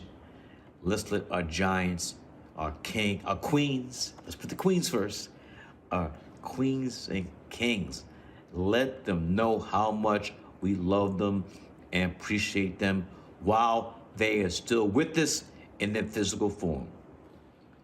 Peace and love. This is Spike, Roland, yes, from Brooklyn, New York. We appreciate that, Spike. Carmen Perez, what Spike there would say was absolutely right, and I can tell you, anytime I was somewhere and Mr. B was in the room, I would always make my way. He always would have. We would always joke and laugh. Nobody had a laugh like his. I remember you. I think you and Tamika were with him, and he was doing. He wanted to do media for the festival that took place in the Atlanta area, and so. He called, so y'all called me, and first he calls, and you know, no caller ID, and I answer. I like, hello, Roland Martin here. How you doing? I like, Mr. B, how you doing? How do you know it's me? I said, ain't nobody talk like you. I said, you the only one got that voice. And then he lets out this huge laugh. And so he was always doing that. So he was a serious person who also was very funny as well. But the thing again that's important, when our elders like him are in the room, make your way over and pay respects. What was it like for you to be there, to sit at his feet, to learn, to listen, and to follow? I have to say that there were moments in which Mr. B would crack jokes and say things that, you know, would raise an eyebrow, but there was a lesson in it. There was always a lesson in everything that he shared. I think about even with the gathering of the elders, right, and him bringing his peers together. I mean, there was a lesson. There was always something to be told, to be shared. There was a moment in which Mr. Belafonte, I had convened Justice League to meet with Mr. Belafonte, and he had shared with us, and I know our young people consistently reference this. He said, in the final analysis, each generation must be responsible for itself. So all I can do is leave behind the crumbs of my experience. I have a trail that you can follow. If you find value in it, pick it up. And if you don't, bring something better. There sits your power. What's going to happen is how you make it happen. And I will say that, you know, there were moments when I would ask Mr. Belafonte a question, and he would give me a whole historical analysis, starting or dating back to his time with Dr. King, his time with Eleanor Roosevelt, with Russell Means. When we were organizing the Women's March on Washington, he met with us, and I brought all the women that were organizing to him. He said, keep the message simple. When the music is strong, the movement is strong. And so we knew that we needed to incorporate music in everything that we did. His mentor, Paul Robeson, always talked about artists are the gatekeepers of truth, their civilization's radical voice. And so we embodied that in the work that we do at the Gathering for Justice and everything that we did to support other movements. And to sit at his feet is something that I'm going to miss. I've been mourning him ever since the pandemic. And I will take all the lessons that he shared with me and share them with the next generation. It is my responsibility. It is the responsibility of so many of us. I know that at 96 years old, Mr. Belafonte, and you know, everybody affectionately calls him Mr. B, at almost 100 years, he looked up and felt that he had 10 minutes left of his life. And as he looked back at his life, the question for him that he was asking himself, was that time wasted? And we all know that it wasn't. And it's now our responsibility, those of us who he mentored, who he passed the baton to continue his legacy and the work that he started. And we have to really reach down within ourselves and ask ourselves, where is our moral compass? You know, there was still a lot of work to do, and it's the reason why he lived so long. It's the reason why he kept on working, even though he would say to me, Carmen, I'm stepping away, you know, like, we're going to have to find someone else. But he kept counseling me. He kept counseling my generation and people that came before me. You know, I connected today with many of the people that were part of the original Gathering for Justice 20 years ago. Carrie Jenkins, I know Dewana Thompson from Woke Vote. You see the fruits of his labor within many of us who he actually invested in. We're out here doing the work that he paved the way for, him and his peers. A lot of the programming that we do, you know, he would talk to me about moments when he sat with his peers and, you know, they read books, they had critical conversations, they drank a little. And so we've created some of those same programs, but to sit at his feet is an honor. I will say when I was younger, there was nothing that I could reference to some of the information that he was sharing with me. When 20 years ago, he sat me in his office and he talked about COINTELPRO. I didn't realize that, you know, 15 years later, I would experience the same thing. And so there was moments when he shared all these gems with me, this knowledge. I'm grateful for the stories he talked about with, you know, you were talking about Barack Obama earlier and his criticism of Barack Obama. But I also know that Eleanor Roosevelt and him and Mr. Belafonte commissioned a plane that had Barack Sr. on it, a young Barack who came from Kenya to study here in the United States. And so, you know, just knowing how all of this history is interconnected, and he had a part in all of it, not just with the civil rights movement, but the American Indian movement, the Chicano movement. He was a bridge builder, and that's what I know I'm going to continue to do. I'm going to bring people together. It is my responsibility, and I don't take for granted the time that he's invested in me. Carmen Perez, glad to have you with us, sharing your thoughts and reflections about the great Harry Belafonte. Thanks a lot. Thank you. Going to a break. We come back. We'll talk with SNCC and SCLC leader Bernard Lafayette. Chuck D. Greg Carr is still with us. And I promised to show you the video of Harry Belafonte being honored at the National Action Network, where he reconciled with MLK III after being invited, then disinvited to speak at the funeral of Coretta Scott King. I will explain. You're watching Roland Martin Unfiltered on the Black Star Network.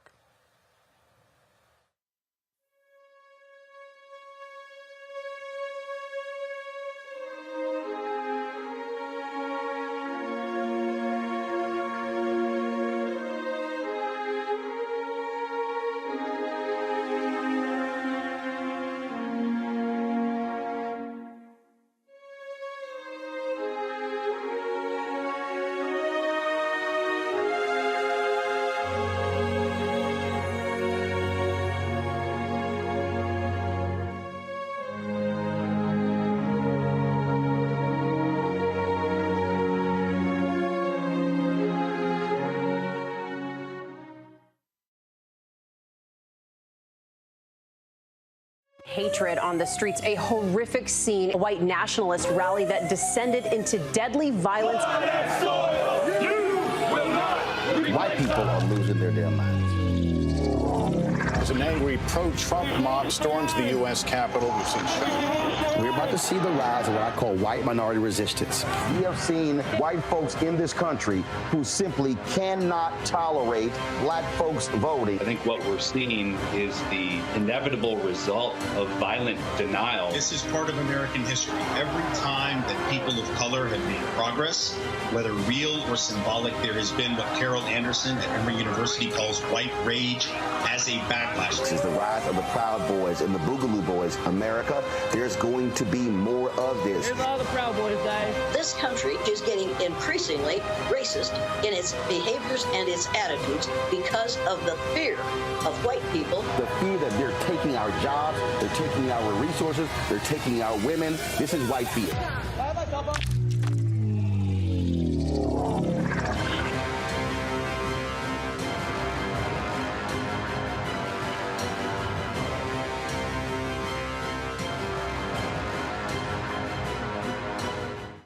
Hi, I'm Dr. Jackie Hood Martin, and I have a question for you. Ever feel as if your life is teetering and the weight and pressure of the world is consistently on your shoulders? Well, let me tell you, living a balanced life isn't easy. Join me each Tuesday on Black Star Network for A Balanced Life with Dr. Jackie. We'll laugh together, cry together, pull ourselves together, and cheer each other on. So join me for new shows each Tuesday on Black Star Network, A Balanced Life with Dr. Jackie.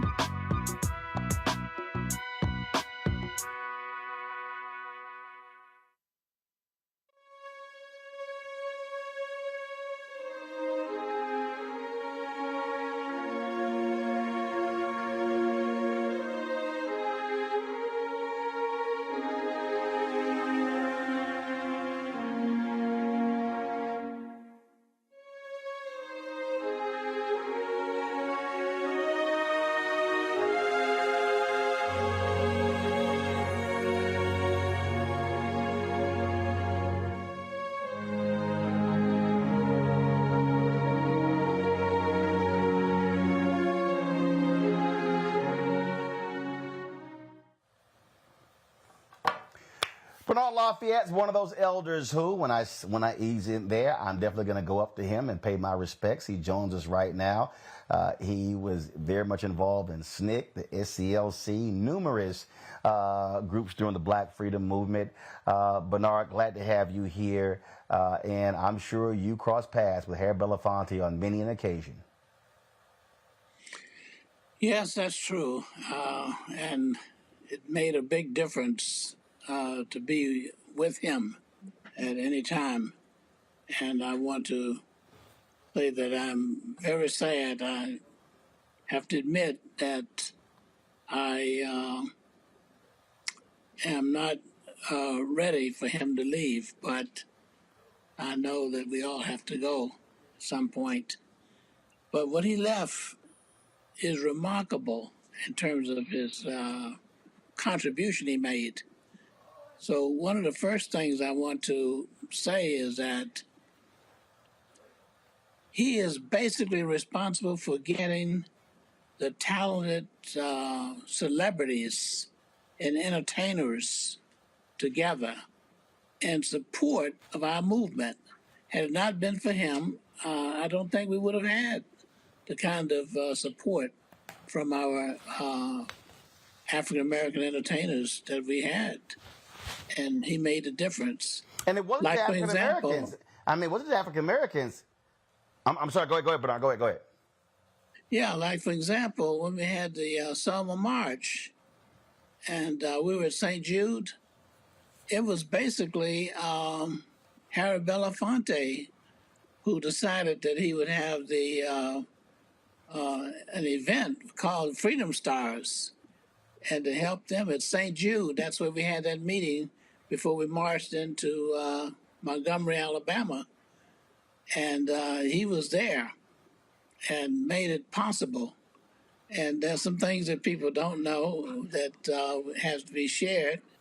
For example, the stage at St. Jude, it was made out of,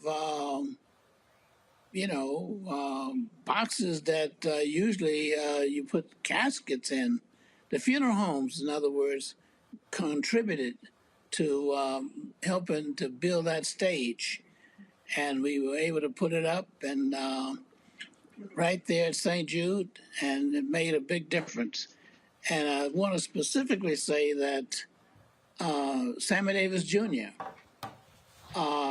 Came, and many other stars.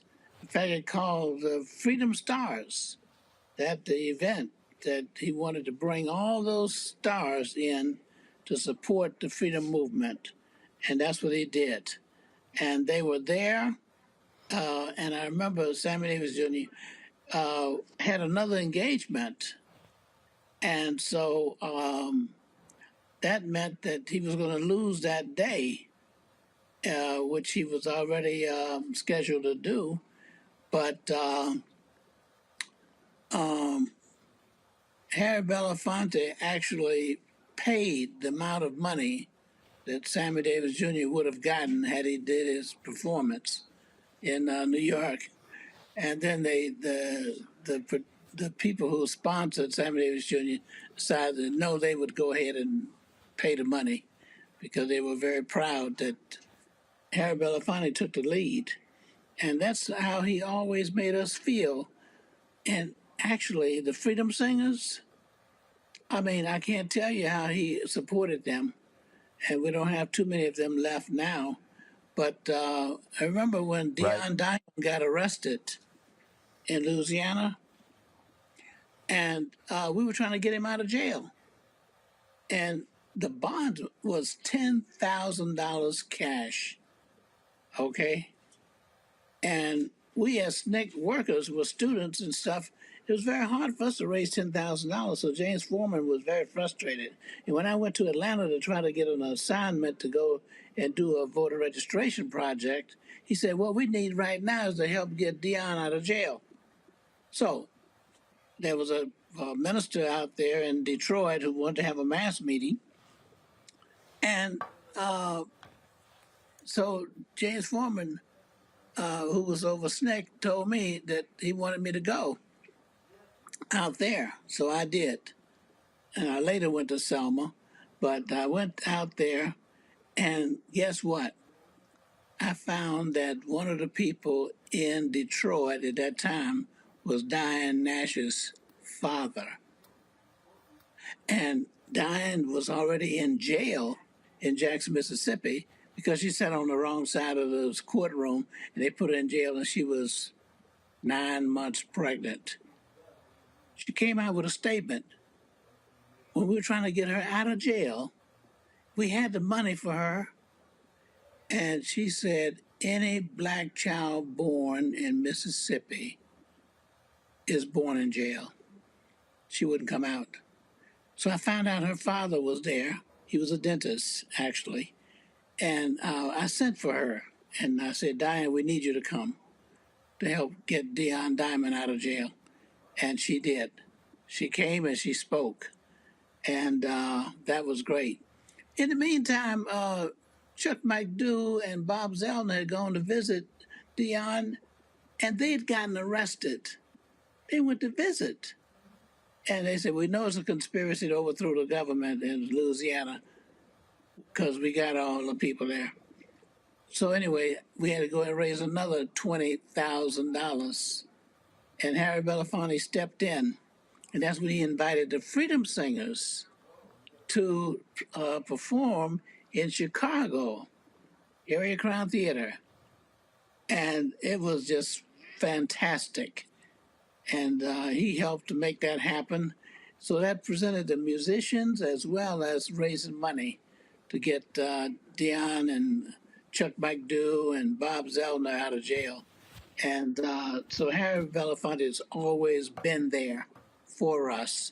So he brought the people who were in the music field there, and he made it possible for them to perform and make things really better for us.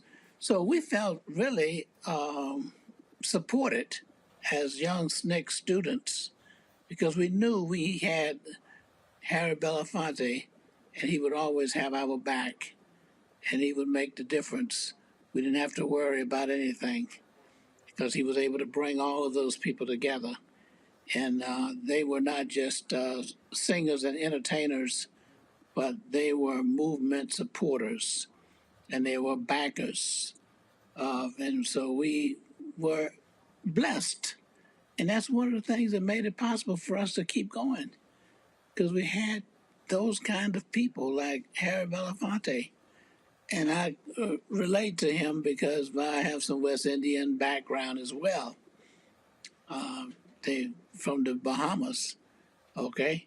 And so when he started those Caribbean songs and that sort of thing, that really felt right close to my heart and what I was all about as well. I have about 120 relatives right there in Nassau, Bahamas. Okay? Bernard Lafayette, I appreciate you sharing the stories with us. We're going to be paying tribute to Mr. B over the next week. I literally have actors and others saying, man, I wish can I still send a video in? So we're still doing that. So we appreciate you joining us. And you and I still got to sit down for our one-on-one interview. So I'm going to try to make that happen real soon. I look forward to it, and I appreciate it. And I feel a kinship with Harry Belafonte, not just somebody who, supported the movement. It was a natural kinship. And my wife, she was crazy about Harry Belafonte. We went to visit him in New York. We've been to his house. Yeah. Mm-hmm. And we've well, Bernard, I'll say, Bernard, there's probably a whole lot of wives who are crazy about Harry Belafonte. I agree. I appreciate it, sir. Thank you, and we appreciate you. That's the other thing I want to say. That's why I was looking for this opportunity. The contribution that you are making will be with us forever. I appreciate it. Bernard, thank you so very much. Thank you. Going to a break. We'll close it out with Greg Carr and Chuck D. You're watching Roland Martin Unfiltered on the Black Star Network.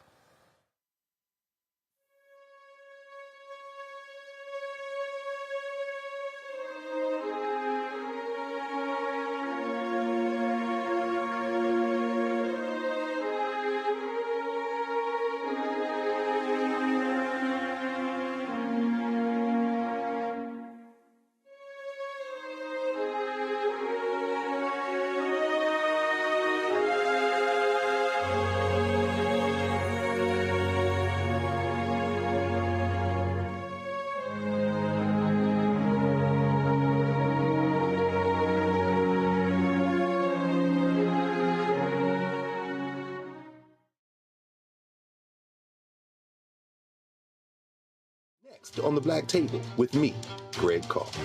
We look at the history of emancipation around the world, including right here in the United States, the so-called end of slavery.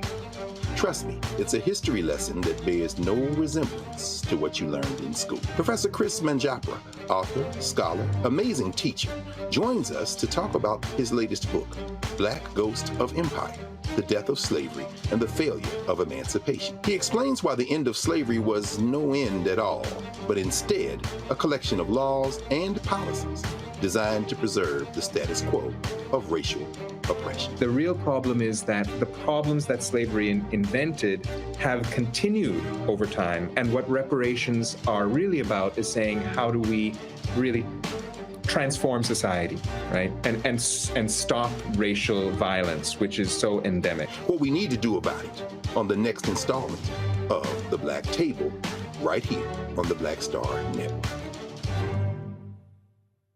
Hi, I'm Dr. Jackie Hood Martin, and I have a question for you. Ever feel as if your life is teetering and the weight and pressure of the world is consistently on your shoulders? Well, let me tell you, living a balanced life isn't easy. Join me each Tuesday on Black Star Network for A Balanced Life with Dr. Jackie.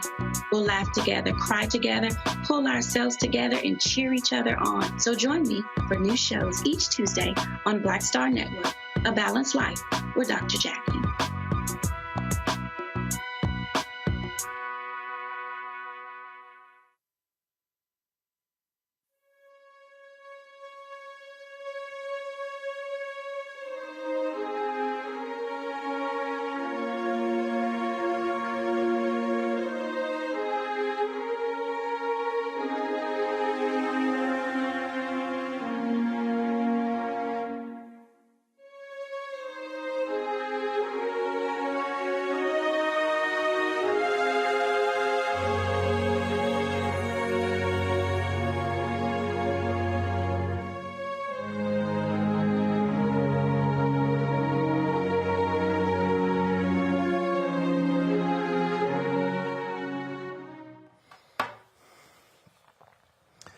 Folks, artists really understand the impact of Harry Belafonte, what he meant not only to the arts, but also to activism.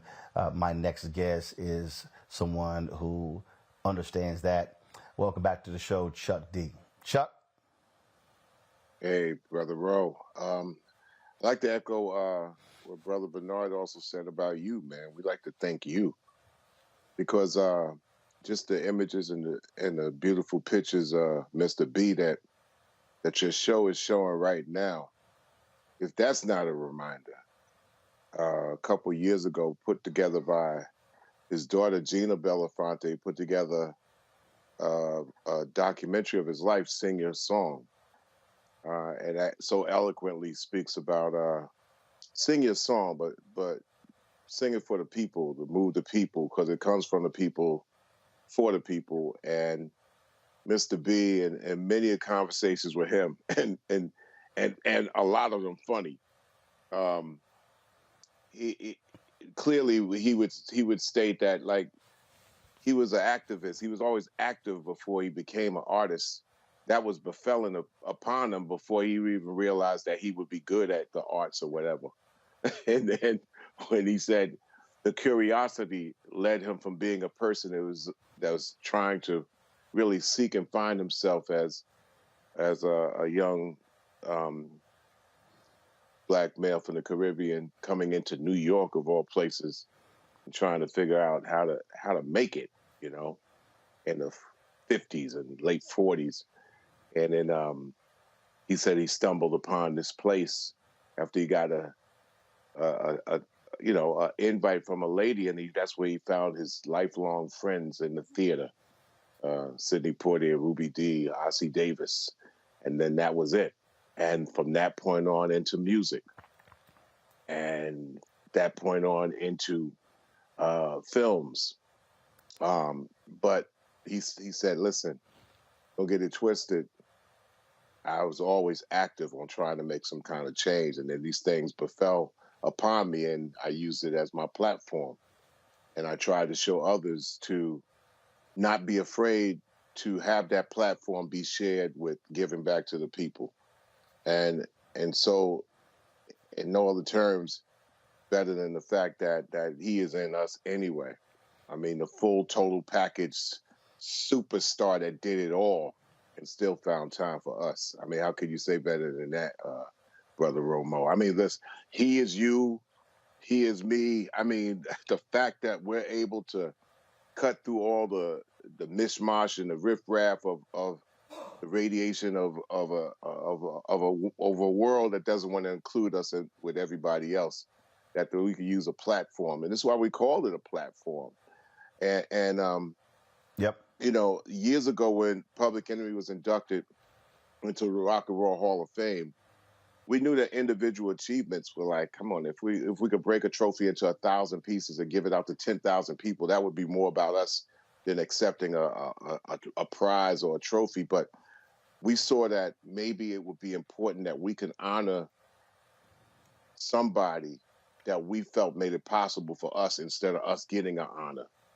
And HBO and the Rock Hall at that particular time in 2013, they had their TV show their TV show showed a Hall of Fame inductions, but they said all the way up to that point, they were about having a new, young, hip artist introduced the Hall of Fame inductee. And we said, well, we're a little different. If we're going to have a platform like that to speak to the world, we want to honor our hero. And he's not honoring us. We want to honor him and give him that time to say anything he wants to the world. And Mr. B accepted, came 3,000 miles. HBO was like, well, we don't know if people know who he is and all that. I said, that's the point. They will. They said, can you have a look? Could we add a Spike Lee into it? We said, well, you can add a Spike Lee. We're not going to compromise on it, but Spike is our bro. And the fact that Spike comes out of that like we come out of Mr. B. So it makes the utmost sense. So that was done in a Mr. B type of way that he wouldn't expect it less. And how could you get better than that when you're a hero? Yes, sir. When I was flying to Dallas. My dad's birthday is today. He's 76. He's watching the show in the other room with my mom. And my mom's birthday was yesterday. I got the text messages that he had. Okay, all right. Happy birthday to your mom. And my dad. I got the text message that he had passed. Birthday was before that. Yeah, I'm sorry. Okay, all right then. It's all good. I got the text message that he had passed away.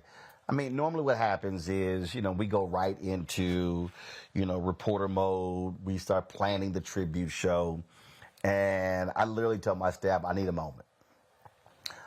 Because it's interesting as you tell that story. So in 2013, when I got the National Association of Black Journalists of the Year, they asked me, hey, we want to interview several people and get their thoughts and reflections on you and this award. And one of the folks I asked to say a few words was Harry Belafonte, and he did. And and he always, the thing that I appreciated, it was crazy, Chuck, because whenever we would go to lunch or dinner, I would just want to listen to him. I wanted to ask questions. I wanted to listen to him. I wanted to soak up as much as possible. And I never forget, we were having lunch at Ruth Chris Steakhouse in Manhattan. This was in 2017, and he didn't want to talk. All he wanted to do was listen and to hear what I had to say. And I was like, man, I don't care about that. He said, no, I want to know what you think. So he was asking me about all sorts of stuff, a book he was working on. And he was asking, literally, do you think I'm going down the right path with my thesis? And man, that's the thing that also just blew me away. He wanted to know what you were thinking because he was always trying to keep his finger on the pulse. Yeah, it was a teaching moment that he taught us, knowing that he was passing the baton. But how do you catch the baton? How do you grab it? You know what I'm saying? And he always would drop, those wisdoms, those jewels, that knowledge, but in the ways that he exemplified everything that we could ever be, right? I mean, really, seriously. They overuse GOATs. They overuse that, greatest of all time, the acronym for that. They overuse legends. They overuse all those accolades, superstars. I mean, icons. I mean, really, seriously. It's him. Starts from him, really, total package, to go anywhere he wanted to go with it, but still was selfless and came back to always figure out how does he continue the activity of what we call celebrities, artists, entertainers, and just understand that we got no wings on our feet. We best to be glued to everyday folk as opposed to me. I mean, seriously. Often at times I think, bro, Romo, we take a lot for granted. We take a lot of our privilege here. We forsake a lot of that when our superheroes are still here. And 96 years wasn't long enough, 96. Yep. And most recently, I had dropped a piece of art by his house, and I'm looking at the text message from a couple of weeks ago. So I mean, yeah, he was just like he exemplified how you're supposed to act, man, when you got all eyes on you. You know what I'm saying? And not to say you're whatever hootie tootie or whatever elite. No, you're just supposed to be like, engage people to come in, engage with their time, and treat, the time that you share with people just as important as they look at your time. You treat it like it's their time to share it. And I mean, like they broke the mold, you know. Sidney Poitier last year, Harry Belafonte this year. You know, people like Bill Russell last year. I mean, really, we have them to take examples from and add to what we can do. Like I always tell people, I say, like my father, who transitioned 7 years ago, I'm always climbing to try to be like half the man he was. You know what I'm saying? So these heroes, you know, they remind us to keep striving and climbing, man. And because it's so much. If you look at news across the board, Ro, you know that there's not going to be a tribute that comes even close to how he should be remembered. They've just done a whole, you know, exodus of anybody in those circles of media that would even give a little bit more than a little time. I don't even know if there's anybody that could come up. Number one, they ain't coming up half as close as like just the images and the heart and the soul that you give out on your broadcast, and especially today. I mean, it's bringing a good emotion. Well, this is why when TV One ended News 19, we did these shows when I was there, and everything was just stay stuck in my head as the nation's first black newspaper, Freedom's Journal, when they said, "We wish to plead our own cause, too long have others spoken for us." Greg Carr, I'm going to bring you in, and this is why, this is why we do this. I sent a text out. Literally, I haven't even seen anybody else's broadcast. I said, "Hey, folks, what else is out there?" I remember when Sidney Poitier died, you did not have, when Cicely Tyson died, you did not have, as far as I was concerned, the proper respect that was paid to them in terms of tributes and remembrances. And I knew this was going to be the case with Harry Belafonte. I actually sent a text to several anchors and said, "Hey, I hope y'all do something." But this right here, and the thing here, Greg, this 2-hour tribute we did, and we have so much stuff that we literally going to be doing tributes over the next several days to Harry Belafonte. I'm getting text messages from other entertainers who say, I wish I could have sent something. I'm like, don't worry about it. We're creating the space. And that's why we are here. Chuck, that's why you created Rap Station. That's why I'm just not interested in hoping and praying somebody else pays tribute to our heroes. Damn it, we know how to celebrate them. No question. It's so funny. It's good to see you, Brother Chuck. You were ahead of a lot of this, brother.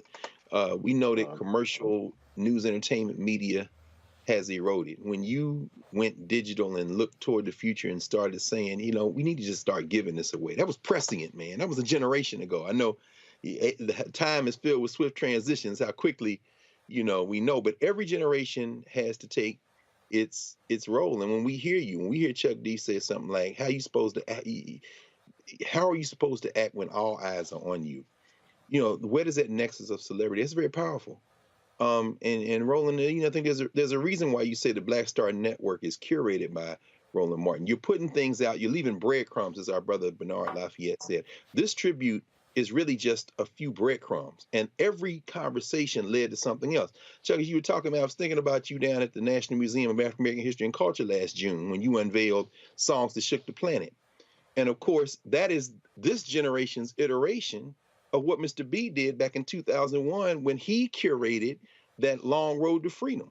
It looks different. It was 5 CDs and some stuff 20 years ago. Now it's straight to digital, but it's the same process. Somebody got to stand at that crossroad. And so every one of these breadcrumbs, Bernard Lafayette talking, this is just a breadcrumb, and you realize that Mr. B is the one who paid for Fannie Lou Hamer and them to go to Guinea in 1964 after Freedom Summer.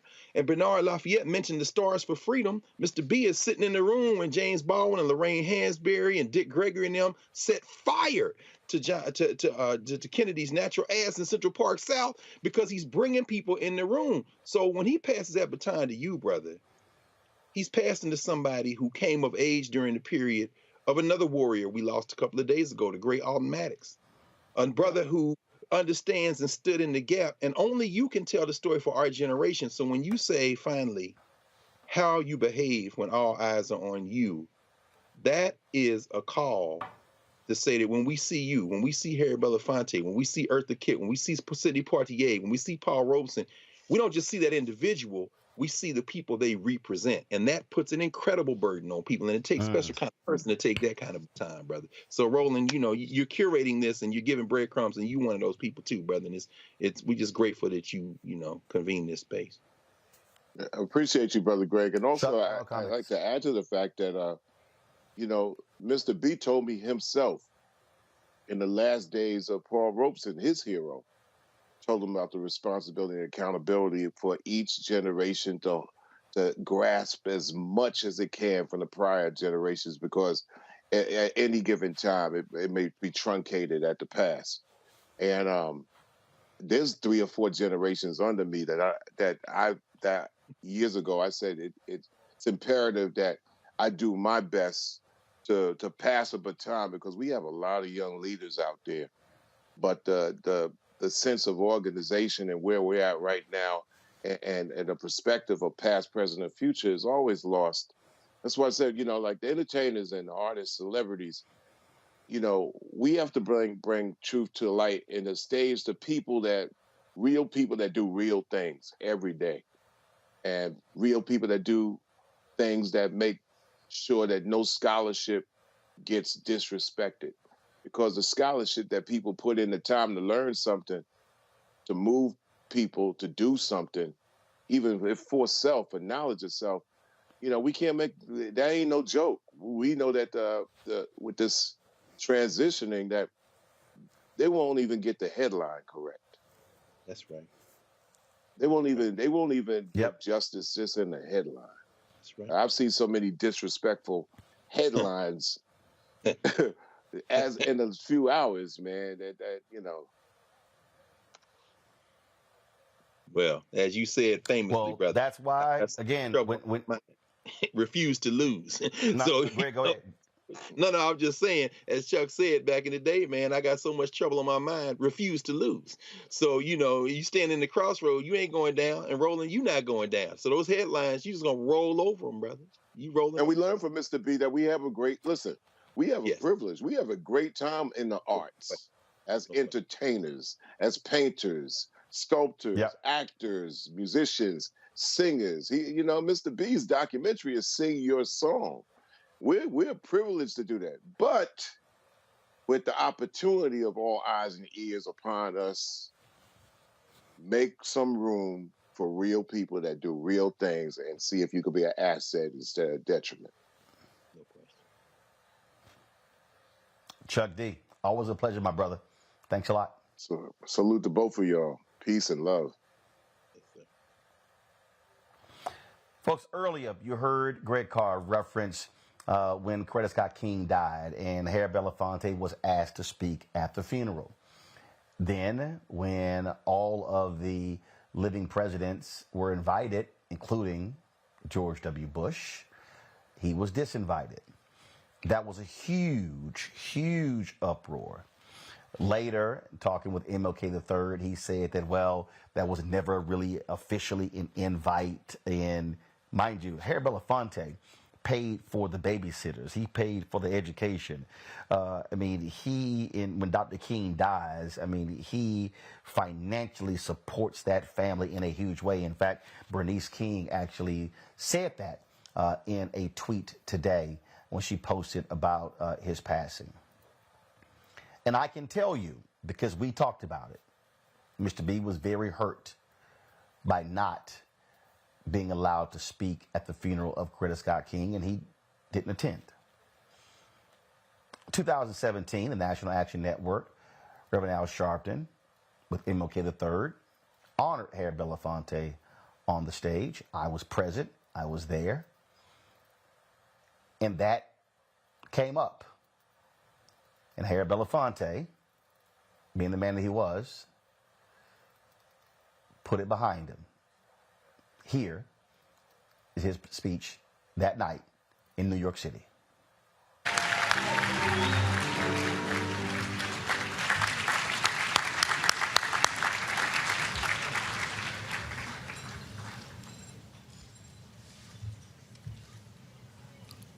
I was counseled not to speak because I have a propensity for staying longer than audiences deserve. But I must deny that counsel and just say what a remarkable moment for me that this event is taking place. First and foremost, to Reverend Sharpton. I saw him when he first came on the scene, and I have marveled at his tenacity, at the development of his intellect and his devotion to our movement, and much that he has contributed to the world we are experiencing. I am honored, and I must say that when I had my debate with Dr. King on the issue of the church and religion, he didn't warn me that after his departure, his space would be filled by another preacher, and that preacher would be Al Sharpton. I am blessed and honored to have marched with him, stood on platforms with him, and been in his space and listened to the richness of his counsel. And I thank you for creating this evening, Dr. Sharpton. My only regret is that my closest friend, Sidney Poitier, is not here, because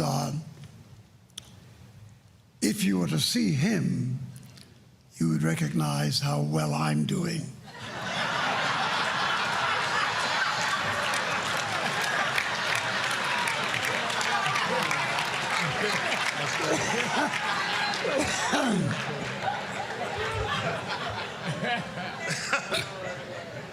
I suspect that what I've just said will get back to him before I get off this platform. But it's been a wonderful journey, and I say that with the wisdom that comes with being 90 years of age.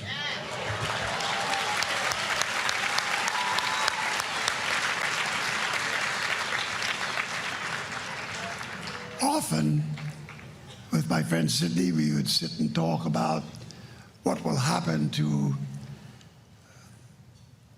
our movement and our people once we were no longer on the scene. And no place was that question more emphasized than when Dr. King was taken from us. But it has been our reward to look at the number of artists who have not only excelled in their craft and in their choices, but that they too have filled the space most fully in their commitment to the betterment of the human race and our people. And nowhere does that illustration stand more firmly rooted than in the presence of LaTanya and Samuel Jackson. Right.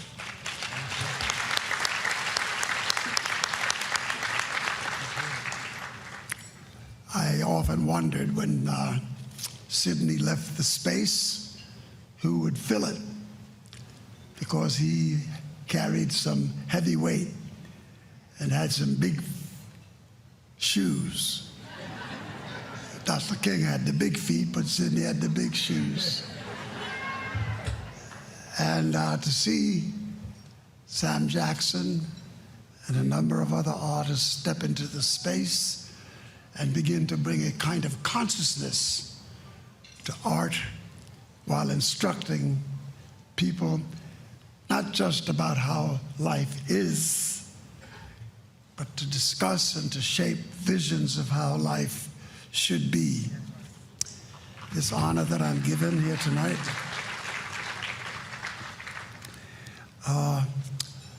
I am honored to share this evening with the awards given to Reverend Barber.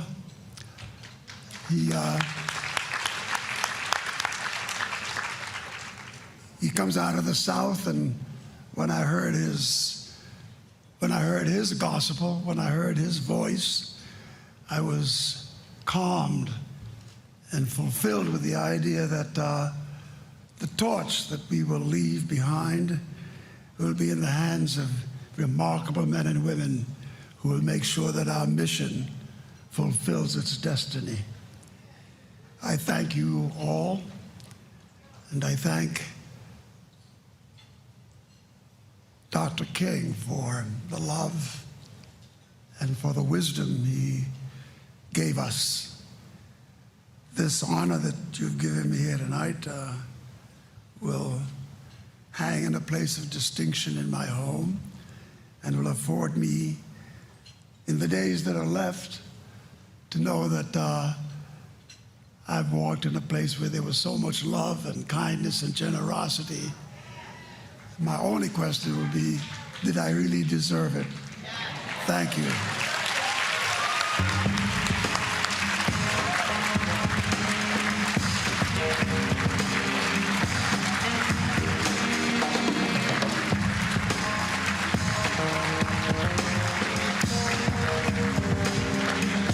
Let him take his time with everyone.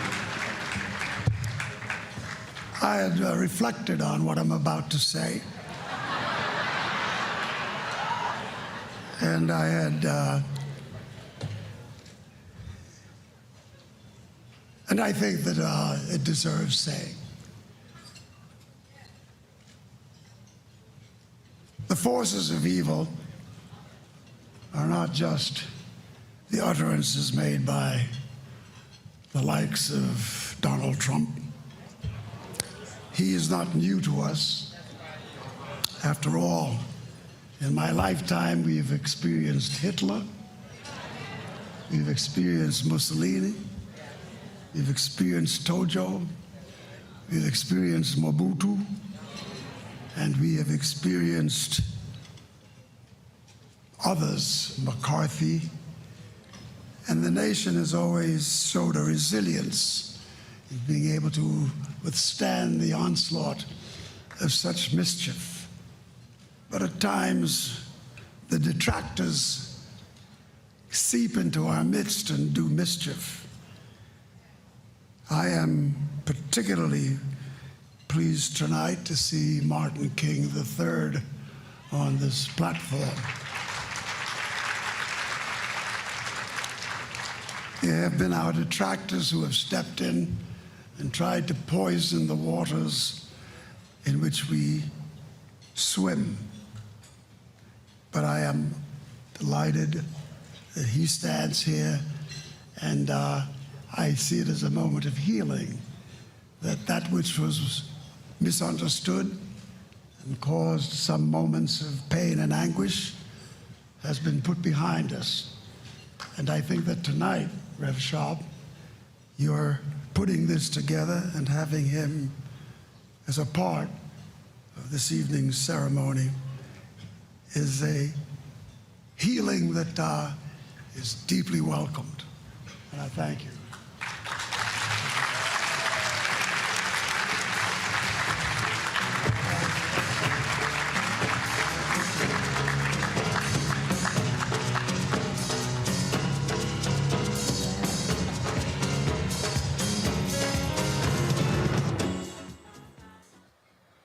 That was 11 years after Coretta Scott King died, and it was a very painful episode for Harry Belafonte, for the King children. and I was there to witness it that night. Folks, we will be honoring Harry Belafonte over the next several days. There's so much stuff we did not even touch on.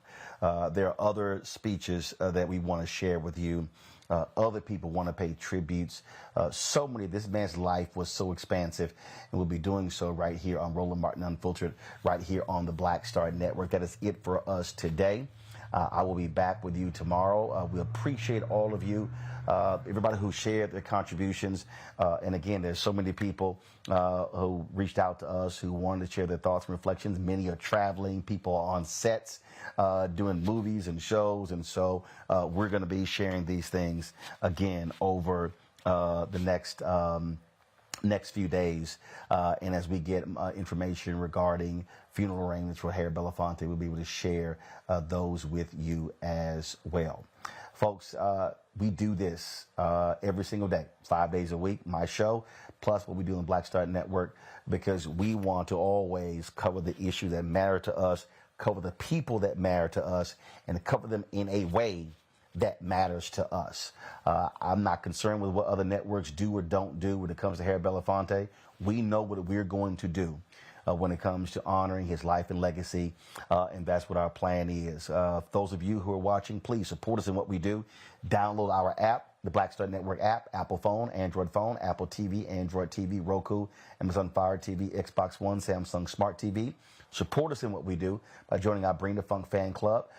Senior check and money orders, P.O. Box 57196, Washington, D.C., 20037-0196. Cash App, $RM Unfiltered. PayPal, R Martin Unfiltered. Venmo is RM Unfiltered. Zelle, Roland at RolandSMartin.com. Roland at RolandMartinUnfiltered.com. Folks, I will see you tomorrow right here on Roland Martin Unfiltered on the Black Star Network.